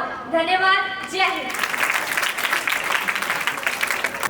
वर्तमान खाक है और भविष्य भी धुआं, वर्तमान खाक है और भविष्य भी धुआं, बिगड़ी सी सोच और घना अंधेरा, ना कोई उम्मीद, ना कोई आशा, हर तरफ सिर्फ निराशा ही निराशा। अरे यही तो है इस नशे की परिभाषा, इस नशे की परिभाषा। शुभ अपराह्न। मैं आज आपके समक्ष हम सबका एक ही सपना, नशाविहीन रहे देश अपना, जो कि एक अति गंभीर विषय है, उस पर अपने विचार प्रस्तुत करने जा रहे हैं। संघर्ष को मानव के जीवन का दूसरा नाम कहा गया है। इसी से व्यक्ति कुंदन की तरह शुद्ध और पवित्र होता है। जिन लोगों का हृदय कमजोर होता है या जिनकी निष्ठा सुदृढ़ नहीं होती, वे संघर्ष के समक्ष घुटने टेक देते हैं। वे लोग अपनी असफलता से बचने के लिए इस नशे का सहारा लेते हैं। कहने को क्या है, वे लोग तो कह देते हैं हम तो गम भुलाने के लिए पीते हैं और इसी से हमारे मन को शांति मिलती है। लेकिन क्या सचमुच नशा करने से व्यक्ति दुखों और कष्टों से मुक्त हो जाता है? क्या सचमुच नशा करने से व्यक्ति चिंताओं से मुक्त हो जाता है? अगर ऐसा होता तो समस्त विश्व में कोई भी चिंताग्रस्त न होता। देखो आज समाज पर करता नशा प्रहार, बच्चा बच्चा कर रहा है इसका अब आहार। नशा हमारे समाज के लिए एक अभिशाप है जो हमारे युवाओं को बर्बाद करता जा रहा है। यह एक जानलेवा बीमारी है जो हमारे शरीर और मन को खोखला करती जा रही है। नशा मान लीजिए हम सब के लिए एक आम सा विषय है, किंतु इसका महत्व उन लोगों से पूछिए जिनके घर वाले इस मतवालेपन में उनके समक्ष ही अपना जीवन बर्बाद करते जा रहे हैं। देश के प्रधानमंत्री जो आजकल के युवाओं में अपने देश की तरक्की, उन्नति अथवा उज्जवल भविष्य देखते हैं, लेकिन इन सभी परिस्थितियों का विरोधाभास तो देखिए। आजकल के जितने युवा हैं इस नशे की बेड़ियों में जकड़कर अपना जीवन बर्बाद करते जा रहे हैं। किसी ने बड़े ही सरल शब्दों में कहा है, नशा कर रहा है जो इंसान कभी ना हो सके उसका कल्याण, उसको त्यागी है सब प्राणी, जल्दी ही मिलती है शमशान। नशा एक दीमक जैसा होता है, जब थोड़ा सा रख जाए तो धीरे धीरे करके पूरे शुद्ध शरीर को निगल जाता है। बुजुर्ग माँ बाप जो अपने खून पसीने की कमाई लगाकर अपना सारा जीवन अपने बच्चों की जिंदगी संवारने में लगा देते हैं, लेकिन उन्हें तो इस बात का आभास ही नहीं होता कि उनके राजे शहजादे बेटे और उनकी परी जैसी बेटियां किस नशे की राह पर जा रहे हैं। नशा है एक ऐसी बीमारी, जिंदगी लोगों की इसने उजाड़ डाली। हुआ है इसका ऐसा असर, नौजवानों के शरीर में घुल चुका है जहर। नशा न केवल हमारे समाज को खोखला कर रहा है, परंतु हमारी सभ्यता और संस्कृति का भी नाश करता जा रहा है। मैं आपको बता दूं, नशीली चीजों में कुछ ऐसे विपदक उत्तेजित पदार्थ होते हैं जिनका सेवन करने से मनुष्य अपनी स्मृति और संवेदनाएं स्थायी तौर पर खो बैठता है। क्यों आज हमें जरूरत पड़ रही है इस नशे पर भाषण देने की? क्यों, आखिर क्यों? अगर मान लिया जाए तो हार होगी, लेकिन अगर ठान लिया जाए तो जीत होगी। तो अब हम सबको मिलकर अपने इस देश को नशा विहीन बनाना है। ये भाषण केवल इस प्रतियोगिता तक सीमित न रह जाए, ये भाषण केवल एक पुरस्कार जीतने का माध्यम बनकर न रह जाए। हमें इस संदेश को आगे बढ़ाना है और मिलकर हमारे इस देश को नशा विहीन बनाना है। आजकल के युवाओं को जरूरत पैसे की नहीं है, जरूरत सुख सुविधाओं की भी नहीं है, उन्हें जरूरत है तो केवल एक सही मार्गदर्शन की। तो अब हम सबको मिलकर अपने युवाओं को इस नशे की जंजाल से छुड़ाना है। मैं अब अपने भाषण को कुछ पंक्तियों में सुना देना चाहूंगी। इस देश को मिलकर नशा मुक्त कराना है, जागृत नशा मुक्ति अभियान ने लक्ष्य ये ठाना है। ज्ञान को फैलाना है, नशे को मार भगाना है, इस नशे को मार भगाना है। भारत माता की जय। आप सबको मेरा नमस्कार। मेरा विषय है समय का सदुपयोग। समय कभी किसी के लिए नहीं रुकता, इसका चक्र हमेशा घूमता रहता है। इसलिए हर एक इंसान को समय के साथ चलना बहुत ही ज़रूरी है, यानी समय का पालन करना आवश्यक है। जो व्यक्ति समय का सदुपयोग नहीं करके उसका दुरुपयोग करता है, वह व्यक्ति अपने जीवन में ना ही कभी सफल हो पाता है और ना ही कभी खुश रह पाता है। जिस तरह समुद्र की लहरें किसी का इंतजार नहीं करती थी, उसी तरह समय भी किसी की प्रतीक्षा नहीं करता। जो समय एक बार बीत जाए वह कभी किसी के जीवन में वापस नहीं आता, चाहे वह सुख का समय हो यदि दुख का समय हो। इसलिए हमारे जीवन में यदि कोई सबसे बहुमूल्य चीज़ है तो वो है समय का सदुपयोग करना। यदि किसी को धन की हानि होती है तो उस धन को आप दोबारा प्राप्त कर सकते हैं, लेकिन आप अपना समय व्यर्थ करते हैं तो आप उसे दोबारा नहीं प्राप्त कर सकते। Thank you. शरीर और आत्मा के लिए तोहफा है योग, खुद से खुद को मिलने का एक मौका है योग। हरे कृष्णा। आज मैं आप सभी के सामने यम नियमों के बारे में कुछ बताना चाहती हूँ। यम और नियम वस्तुशील और तपस्या के खोदक है। यह योग के पहले 8 अंगों में से पहले 2 अंग है। इनकी पालना करने के पीछे कोई मकसद हो सकता है। योग निसंदेह एक सूक्ष्म ज्ञान पर आधारित आध्यात्मिक अनुशासन है जो शरीर एवं मस्तिष्क के मध्य सामंजस्य से लाने में केंद्रित है। यह ना ही केवल व्यक्ति का तनाव दूर करता है बल्कि मन को शांति भी देता है। खुद को बदलोगे तो जग बदलेगा। योग से सुखमय हर दिन निकलेगा। मुझे यह कहते हुए बहुत ही गर्व महसूस होता है कि हमारा देश भारत योग में विश्व गुरु बनने के स्थान में अग्रसर है। योग के 8 अंग है। यम, नियम, आसन, प्राणायाम, प्रत्याहार, ध्यान, धारणा और समाधि। परंतु मुझे केवल आप सभी के समक्ष यम नियमों के बारे में बोलने का आदेश प्राप्त हुआ है। यम अर्थात संयम तथा नैतिक आचरण और व्यवहार। इसके 5 अंग हैं। अहिंसा, सत्य, असत्य, ब्रह्मचर्य तथा अपरिग्रह। अहिंसा किसी भी प्राणी को अपने मन, तन, विचारों तथा वचन से किसी को भी कष्ट ना पहुंचाने को अहिंसा कहा जाता है।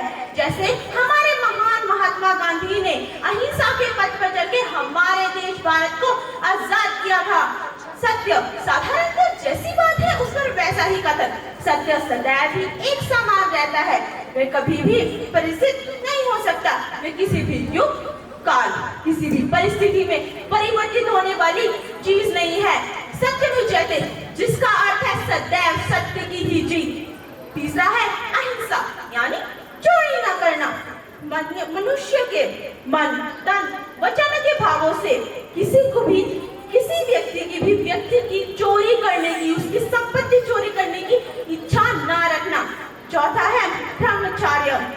इसके अलग अलग विचार हैं।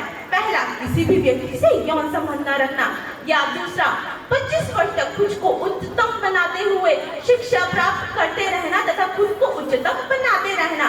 पांचवा है अपरिग्रह, यानी जरूरत से ज्यादा चीजें संचित न करना। नियम क्या है? पतंजलि के अनुसार इसके भी 5 अंग हैं। पहला शौच, संतोष, तपस्या, स्वाध्याय तथा ईश्वरण। पहला स्वाध्याय वो होता है जो हम खुद की परीक्षण करते हैं, आत्म परीक्षण को ही स्वाध्याय कहा जाता है। दूसरा शौच की स्वच्छता, शौच की पवित्रता। स्वच्छता 2 रूपण है, शाब्दिक और रूपण, जिससे हम अपने मस्तिष्क को और अपने शरीर को एक शुद्ध और बहुत ही सुंदर बना सकते हैं। तीसरा है हमारा तप। जब आप तप के लिए बैठते हैं तो आपकी सारी इंद्रियां मजबूत हो जाती हैं, क्योंकि तब आपकी शरीर से सारी अशुद्धियां ही समाप्त हो जाती हैं। संतोष यानी खुशी, बिना किसी शर्त के खुश रहने को ही संतोष कहा जाता है, क्योंकि जब आप संतोष रहते हैं तो आप उच्चतम खुशी प्राप्त कर सकते हैं। ईश्वर प्रणिधान, यथार्थ प्रतिपूर्णता, समर्पण। अंत में मैं आप सभी को कहना चाहती हूँ, यदि आप योग के हर एक नियमों का पालन करेंगे तो आप एक सुखमय और सुंदर जीवन जी सकते हैं, क्योंकि योग एक प्राकृतिक वरदान है। योग एक